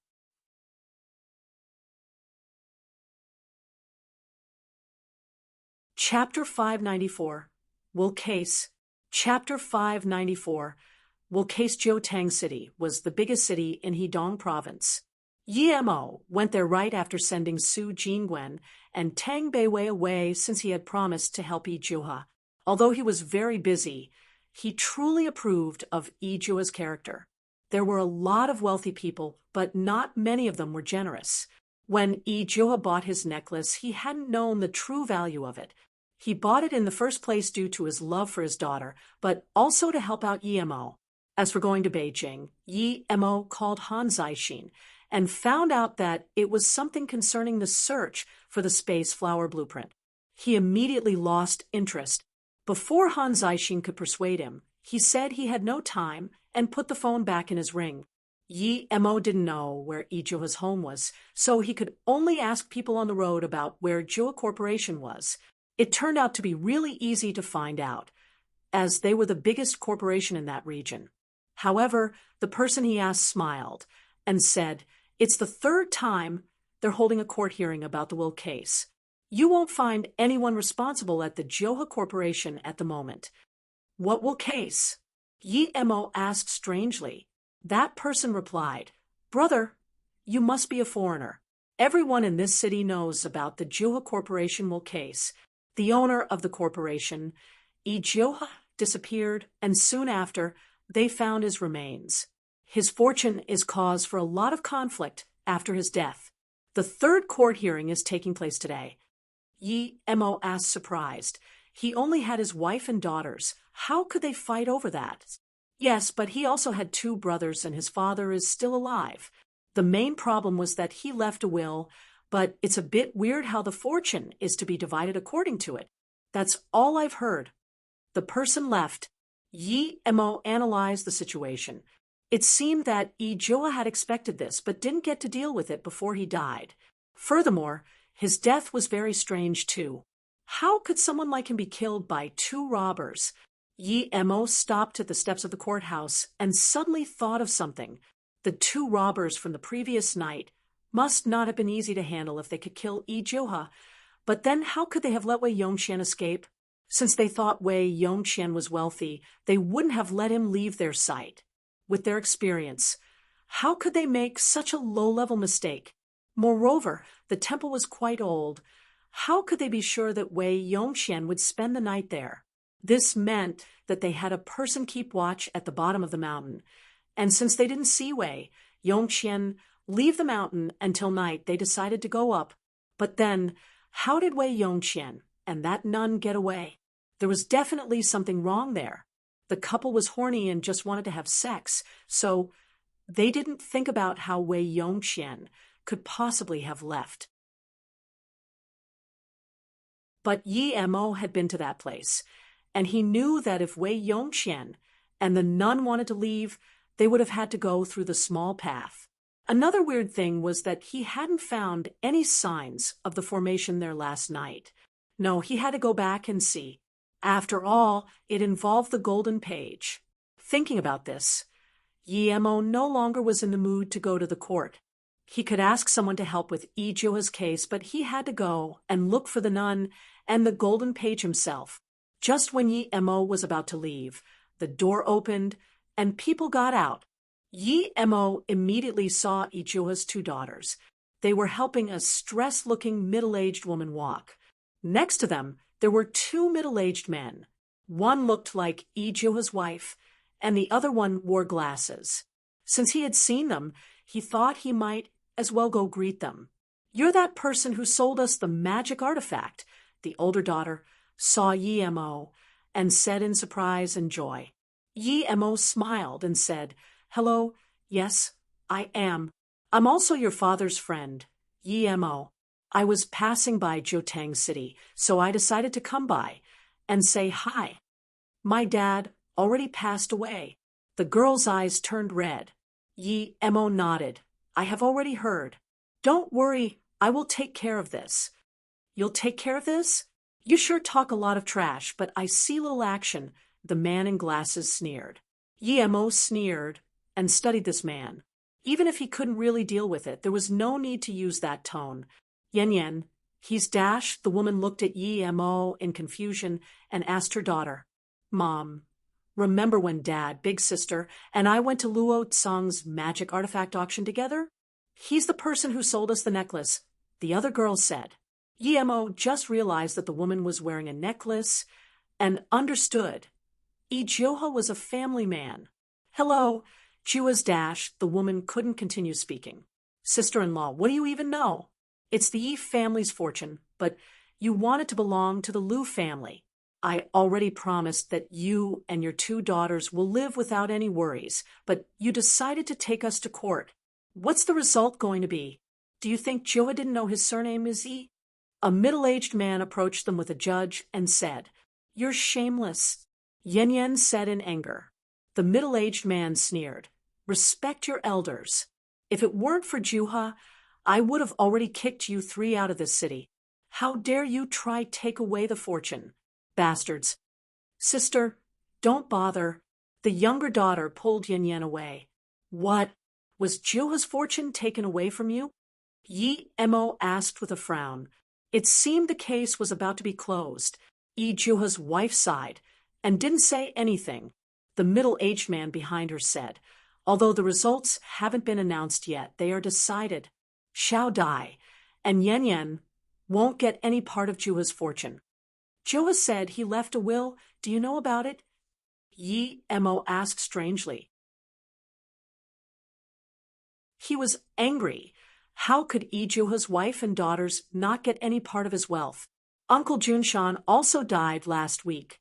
The will he had is Dash. Xiao Dai looked around. She didn't dare say it was fake. "This sounds fishy."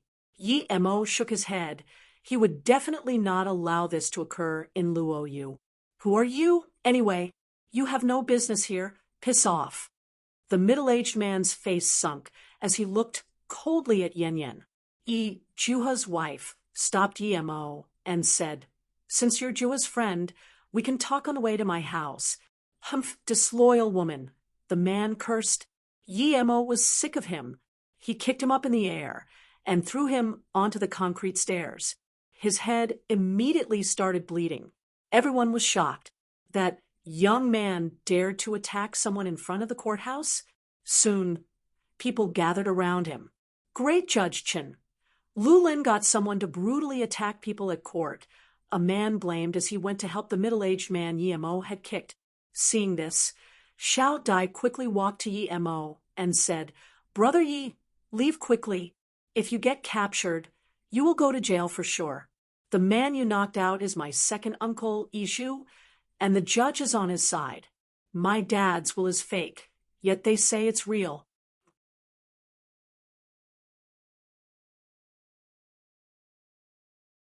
Chapter 595. So violent. Chapter 595. So violent. What's going, Dash? Great Judge Chen walked outside and frowned as he looked at Yizhu. But he only got to half of the sentence and immediately stopped. He opened his mouth wide, open in shock. "Great Judge Chen, my brother was beaten at the door of the courthouse. If the perpetrator won't get Dash, Ichihai also stopped talking, looking in confusion at Great Judge Chen. Great Judge Chen quickly walked up to Yi Mo and bowed. "Young Master Mo, I didn't expect you to come to Jiutang City. It really Dash, who are you?" Yi Mo looked at the man and asked. He had seen the guy before when he helped Xiao at the Wudong restaurant. He was Wu Zei's friend. He was probably an official in Beijing. The man quickly said carefully, "Young Master Mo, I'm Wu Zei's friend, Chen Huichang. I was moved to Jiutang City to be the citizens' great judge.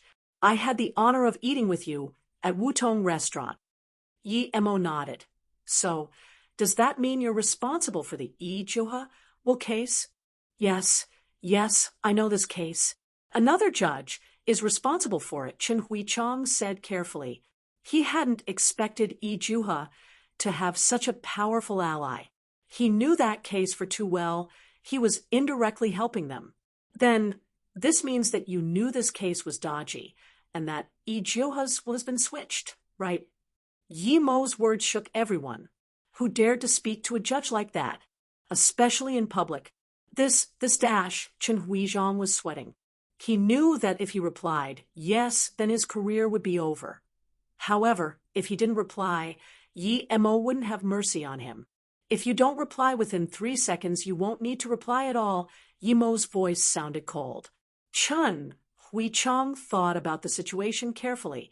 If he replied, he would lose his job at most, but it was still much better than losing his life. Yes, the will is fake. In order to frame Lu Lin and her daughters, Yi Qihai plotted with other people to make a fake will.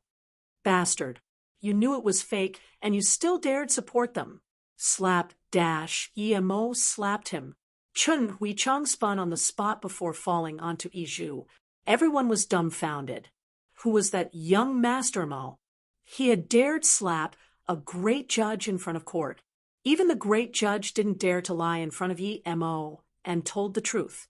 Yi Qihai suddenly felt cold.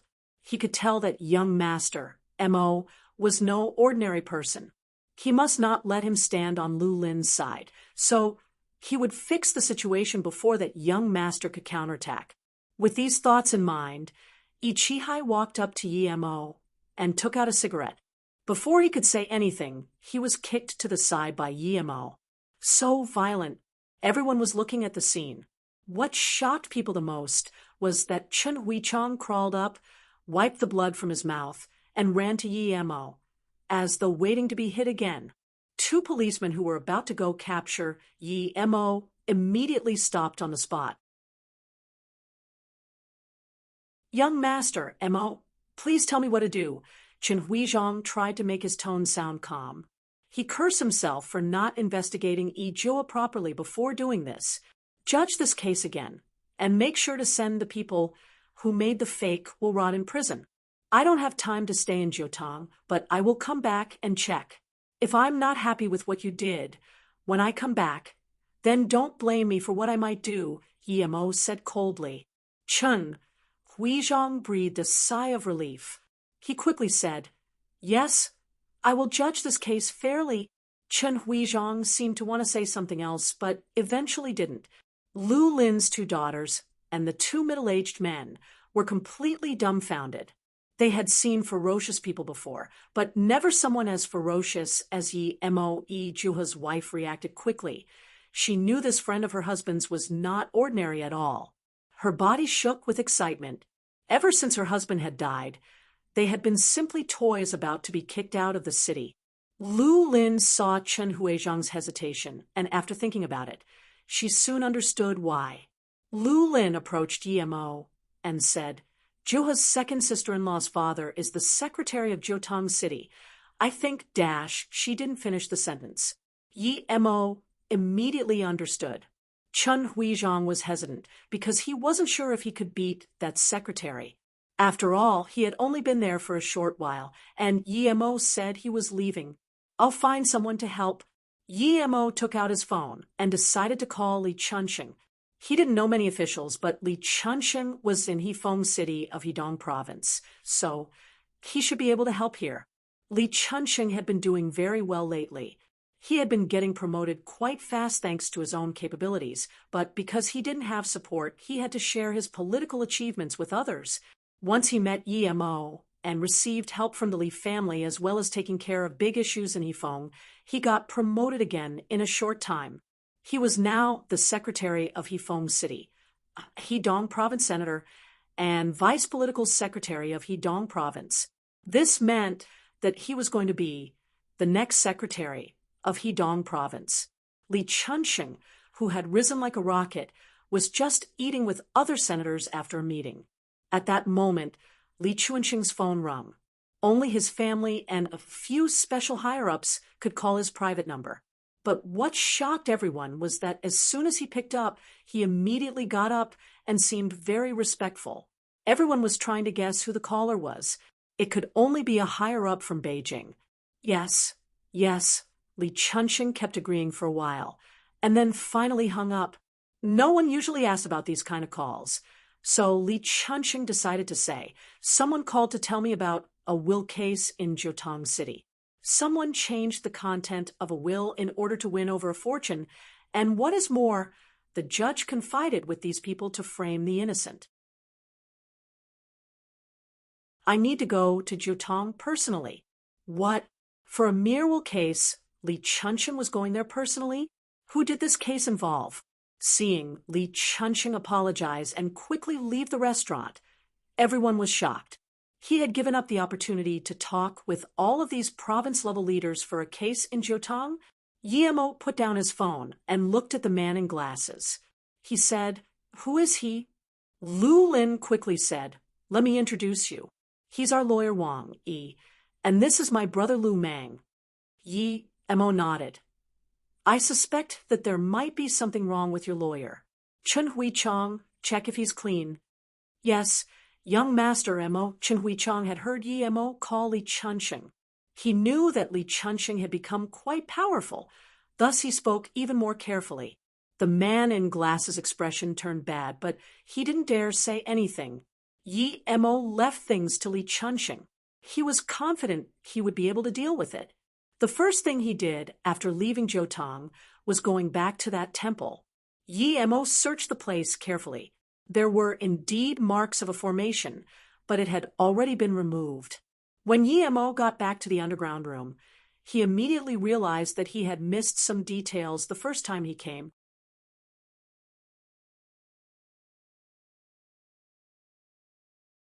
Chapter 596. The Seven Stars of Beidou. Chapter 596. The 7 stars of Beidou. The room was still there, but the wooden box Mo had left on the ground was gone. He realized at once that people had come back after he left and just took the box. Mo carefully searched around the room with his spirit sense. 10 minutes later, he finally spotted something.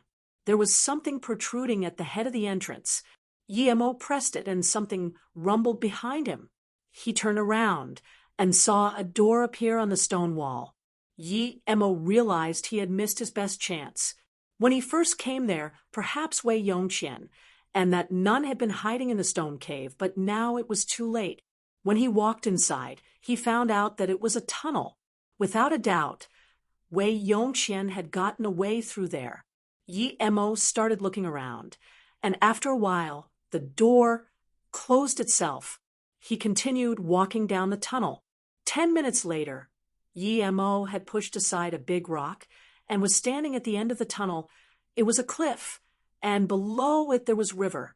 Mo was uncomfortable with the fact that Wei Yongqian escaped in front of his eyes. The main thing was that the golden page has been so close to him, however it was now gone. Mo remembered that the nun was from the C.I. Hengjing Temple, and C.I. Hengjing was one of the 3 big sects of the inner hidden sections. Mo then decided to go to the inner hidden sects since he really wanted the last golden page. If he could gather the 3 of them and form a world, his accomplishments in the future would be unlimited. Perhaps not even the strongest person on Luo Yu continent would be a match for him. Although Mo didn't understand a lot of things, it didn't mean he hadn't heard of it. His master Luo Ying had told him before that masters that cultivate to the extreme all have their own worlds. Those who cultivate to the extreme can ascend to the immortal realm, and they have worlds that exceed Luo Yu continent itself. He was at stage 5 middle level now. Excluding those top-level great heaven masters, he should be able to face any Ren Pingchuan level master. If I had a world dash, Mo's heart was burning with desire. He didn't dare to keep thinking. At the Duanheng Ranges, in the Sea of Clouds, it was the second time Mo went there. He had come there before to find the Duanheng 7 stars. Luo Xian had told him that the entrance to the inner hidden sex was at the Tian Ko position of the Duan Hung 7 stars. Duan Hung was one of the younger ranges in the world. Yi Mo had been searching the ranges for 5 days, but he still couldn't find the 7 stars, much less the Tian Ko position. There were too many peaks there, and they were too similar. Moreover, they were hiding in the clouds, so it was really hard to find 7 peaks that looked like the 7 stars. On the 6th day, Yi Mo decided to stop looking from the air. He went into the valley and started searching on the ground. On the 6th night, Yi Mo found a motorbike in a bush with some fuel still inside. There were some footprints in front of it. Yi Mo looked at them closely. They belonged to 2 people. He followed the prints for 10 minutes and eventually found a huge natural valley. The entrance was very small. After walking inside, Yi Mo immediately felt something was different. It was as though the valley was an entrance. Yi Mo looked around him. Although there were seas of clouds everywhere, he was shook. He clearly saw that under the sea of clouds there were 7 not very tall peaks. The valley had a spoon-shaped distribution. Duan Hung 7 stars, Yi Mo said subconsciously. No wonder he couldn't see it from outside. One could only see it from the inside. Yi Mo saw this and couldn't help but admire the wonders of nature. Now that he had found the 7 stars, it was very easy to find the Tian Ko position. He climbed to Tian Ko's peak, where he found a stone with a 3-meter diameter in front of him. There was a person in the middle of the rock. To be exact, a dead person. It was a middle-aged man. His body was dry. There was not a single bit of blood in him. It was as though all of his blood had been sucked away. Yi Mo walked to the body and took out an identity document from it. He immediately knew who the man was. It was Wei Yongqian. So he had died there. There was no doubt. Yi Mo knew his death was related to that nun. It meant that she was returning to the sect and made Wei Yongqian take her there before killing him. But even if Wei Yongqian had to die, there was no need to take out all of his blood. Was that nun a psycho? Furthermore, Luo Yin had said that the formation to the inner hidden sex had been closed. Hence, why did the nun bother making Wei Yongqian take her there? Yi Mo looked around. He had come from the cultivation realm and knew about formations, but he really didn't understand how the Beidou 7 stars worked. The large rock also didn't have anything special to it. Yi Mo walked to the middle of the big rock and stepped on it. It wasn't hollow inside. It was just like a normal rock. He scanned his spirit sense down, but couldn't reach very deep. He subconsciously inserted his cultivation energy inside, but as soon as the 2 touched, his energy started getting sucked away uncontrollably. Yi Mo was shook. He wanted to leave the rock, but he was completely stuck. He couldn't move his arms or legs. Qi flowed like a river into the rock. Yi Mo started to sweat. If this continued, he would be sucked dry. Yi Mo looked at Wei Yongqian. Had he been sucked dry to death because of this? Yi Mo thought desperately of a way to escape. The only thing he could do was to use his remaining qi to charge at the rock and break free. But that way, he might get heavily injured due to the backlash. That bastard old nun. If she hadn't taken the 3rd golden page, he wouldn't have ended up like this. Yi Mo gritted his teeth and knew that if he didn't try it now, he wouldn't have the chance to try at all. With these thoughts in mind, Yi Mo gathered all of the qi in his body and blasted it at the suction force. Forcibly stopping the draining of his qi, the huge repulsion came, and Yi Mo flew back into the air, spitting blood before crashing heavily into a rock.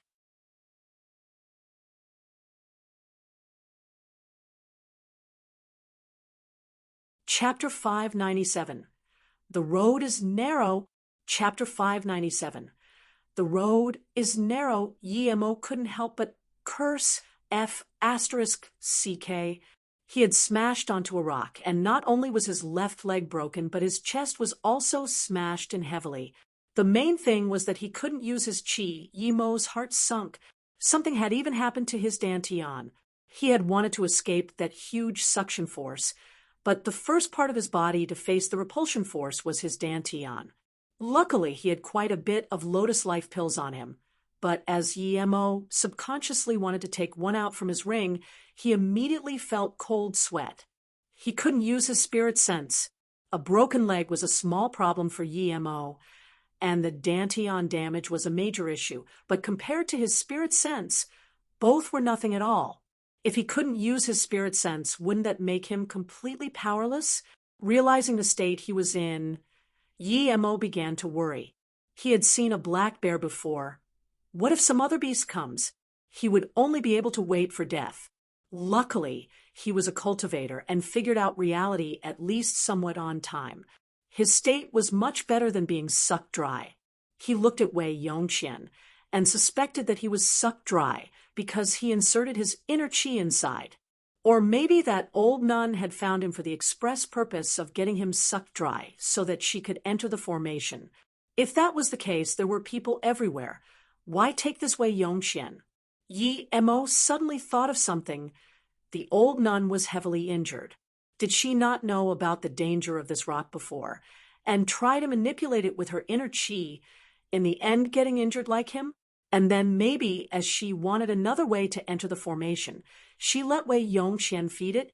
If that was the case, then it still wouldn't explain why she had to take precisely Wei Yongqian.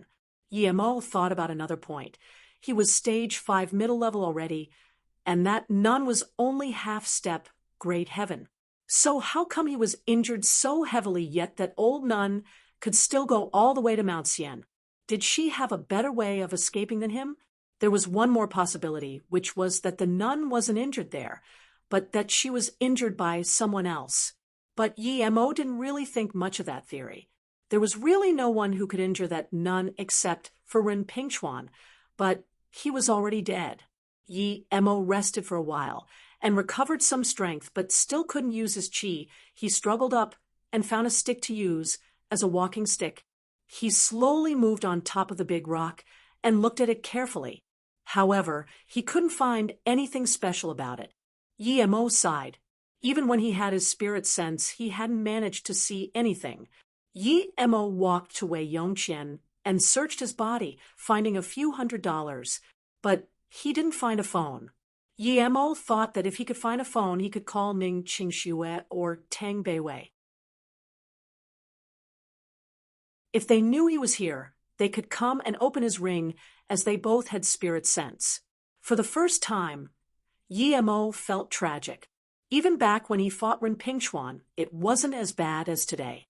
Yemo found some herbs and tied his broken leg to a stick before he applied the herbs and then rested easy. Before he managed to take out the things in his ring, he could at least try to go back to Ninghai as long as he recovered the strength of a normal human. But as Yemo walked to the entrance of the valley and was prepared to go out, his face looked extremely bad. He noticed an old nun in blue clothes carry a small bag as she walked in, and the nun also noticed Yemo. The two stared at each other for a long time without saying anything, but Yemo reacted fast. He pretended to be shocked and asked, "Master, I was on an adventure with a few friends in the Sea of Clouds, but we encountered a bear, and I was chased in here. How did you find this place, Master?" Yemo looked at the nun and knew that she might possibly be the old nun Tang Beiwei had talked about. He didn't expect her to still be there. Yemo cursed. If he had gone there 3 hours later, this nun would be a meal on a platter. Yet now, he was her meal. The nun also reacted and breathed a sigh of relief. No matter whether this guy's words were real or false, it seemed that only he knew about the place. It wouldn't be good if too many people knew about it. There was indeed a bear in the area, and she had seen it more than once, but she was still doubtful of Yemo's words. It was too coincidental to be true for Yemo to have found this place while running away. "Oh, I'm from Yenjing Mosque, and I need to gather some rare herbs, hence I came here. I didn't expect to be able to see anyone here. Did you encounter a black bear? That's really dangerous," the nun said with a worried face. Yemo studied the nun carefully. She was at most 50, and her skin was very pale, but her brows looked good. If it wasn't for the few wrinkles on her forehead, Yemo wouldn't be able to tell her age at all. Although he didn't have his spirit sense, he could tell that she was heavily injured like him, but she was still in a much better state than him. If they were to fight, Yemo was sure that he wouldn't be able to survive even one move. "Where is that bear? Would you meet it again if you were to leave?" the nun asked as the worry on her face got more intense. Yemo said with a bad face, "I don't want to risk it and go out now. But at the same time, I see that this place is also very eerie. I saw a dead person laying on a stone just now, so I don't dare stay here. I would rather face a bear than a dead person. By the way, Master, what is your name? It's very dangerous to pick herds alone in this place. So I think we should leave this place together. Two is better than one after all." Yemo acted as though he was thinking for the nun. The nun's eyes flashed with coldness at the last part, but when she saw the worry in Yemo's eyes, she smiled. "It's fine. Our mosque knows some simple martial arts, so we can deal with some basic dangers." "Yeah, I know you can," Yemo thought, but then he noticed the coldness in her eyes and was afraid he had spilled the beans somewhere, although he had been very careful when he spoke. But then her tone obviously contradicted her expression from before. He immediately figured out what he needed to work on. He immediately looked up in surprise and joy. "Master, do you really know martial arts? Can I learn? I heard a lot of masters live deep in the mountains. Is your Yenjin mosque also like that, deep in the mountains?" Then Yemo gave the nun an expectant look, and he saw the nun give a look of acceptance. She had been testing him. In China, there were a lot of tales of masters deep in the mountains, and many people wanted to meet such a master and be taught unimaginable power. Yemo suddenly realized why Wei Yongqian must have been together with this nun. "My Dao name is Jiesun. If you wish to learn from a master, I can introduce you, but we take in disciples very strictly." The nun smiled and said, "Master Jiesun, I'm willing to take the test as long as I can learn." Yemo looked desperate on the outside, but he was contemptuous of himself on the inside. Perhaps he could win an Oscar with his performance.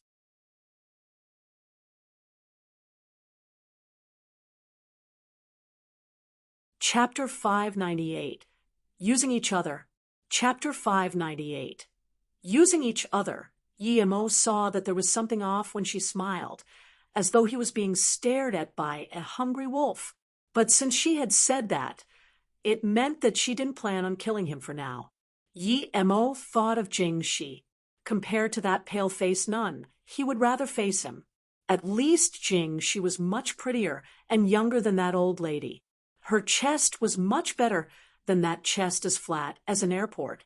Thinking about Jing Shi, he remembered her red belly cover. She was rather sexy.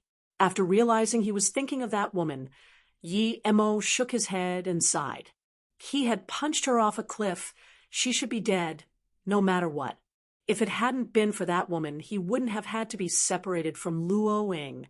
He knew that Luo Ying still missed him. Otherwise, she wouldn't have gone all the way to the desert and taken away the pool. It was just that, in her mind, she couldn't pass that moral barrier. The nun gave a milky white stone to Yemo and said, "Hold the stone tightly and tell me how you feel." Yemo looked at the stone and howled in his heart. Was that a spirit stone? Where did she get this? He had been looking around for one all over, yet she just casually took one out.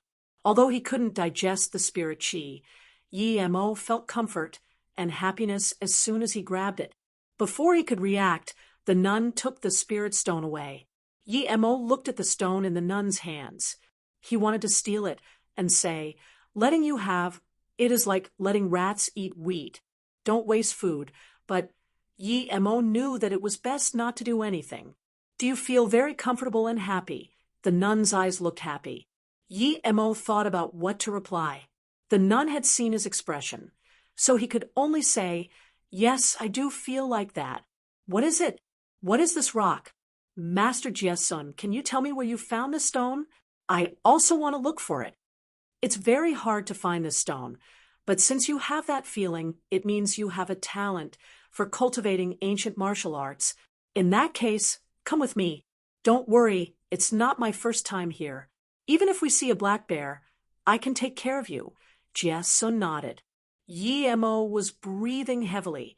He had tried his best, but the nun was still going to take him in and kill him? Should he run? Even if he did, he couldn't escape.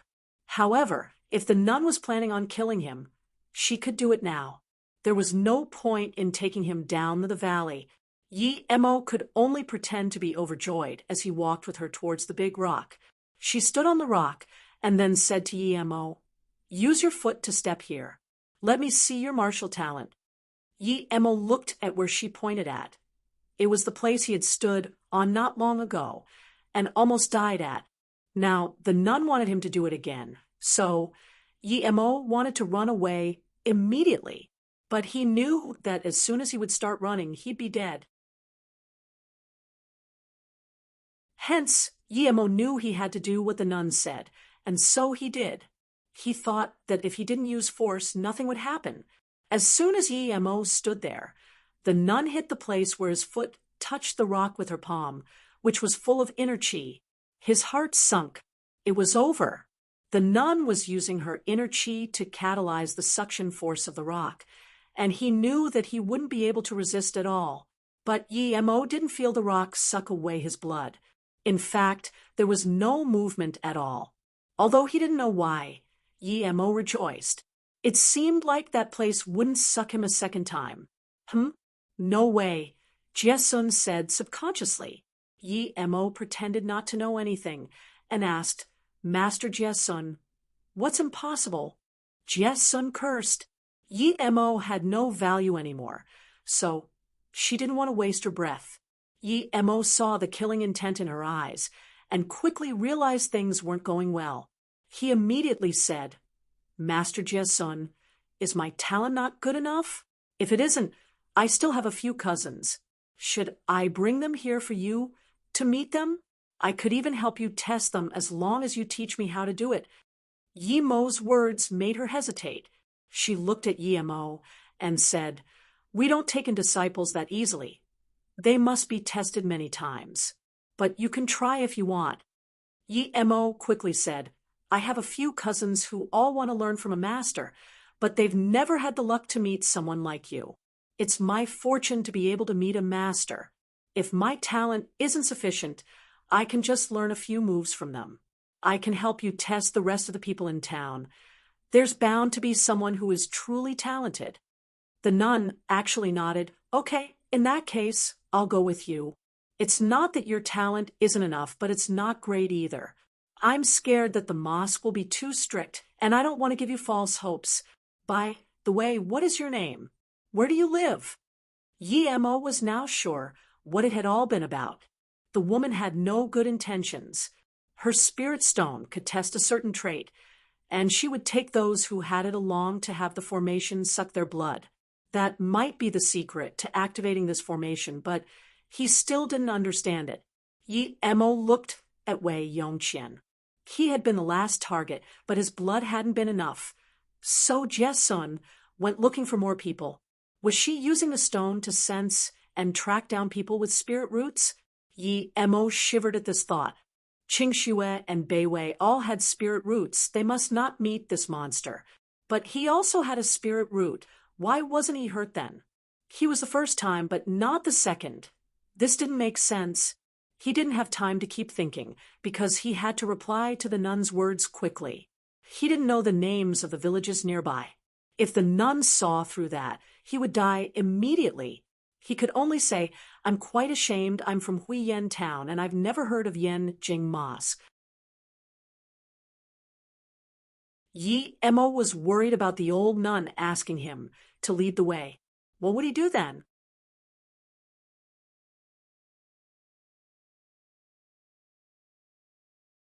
Chapter 599.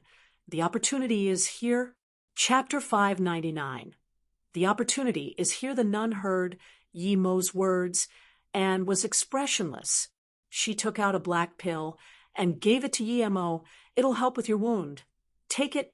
Yi Mo took this pill, but his expression immediately turned angry. He could tell the black pill wasn't going to cure anything because it was poorly made. Yi-Mo could smell the Bing sugargrass scent. It's pungent and highly poisonous.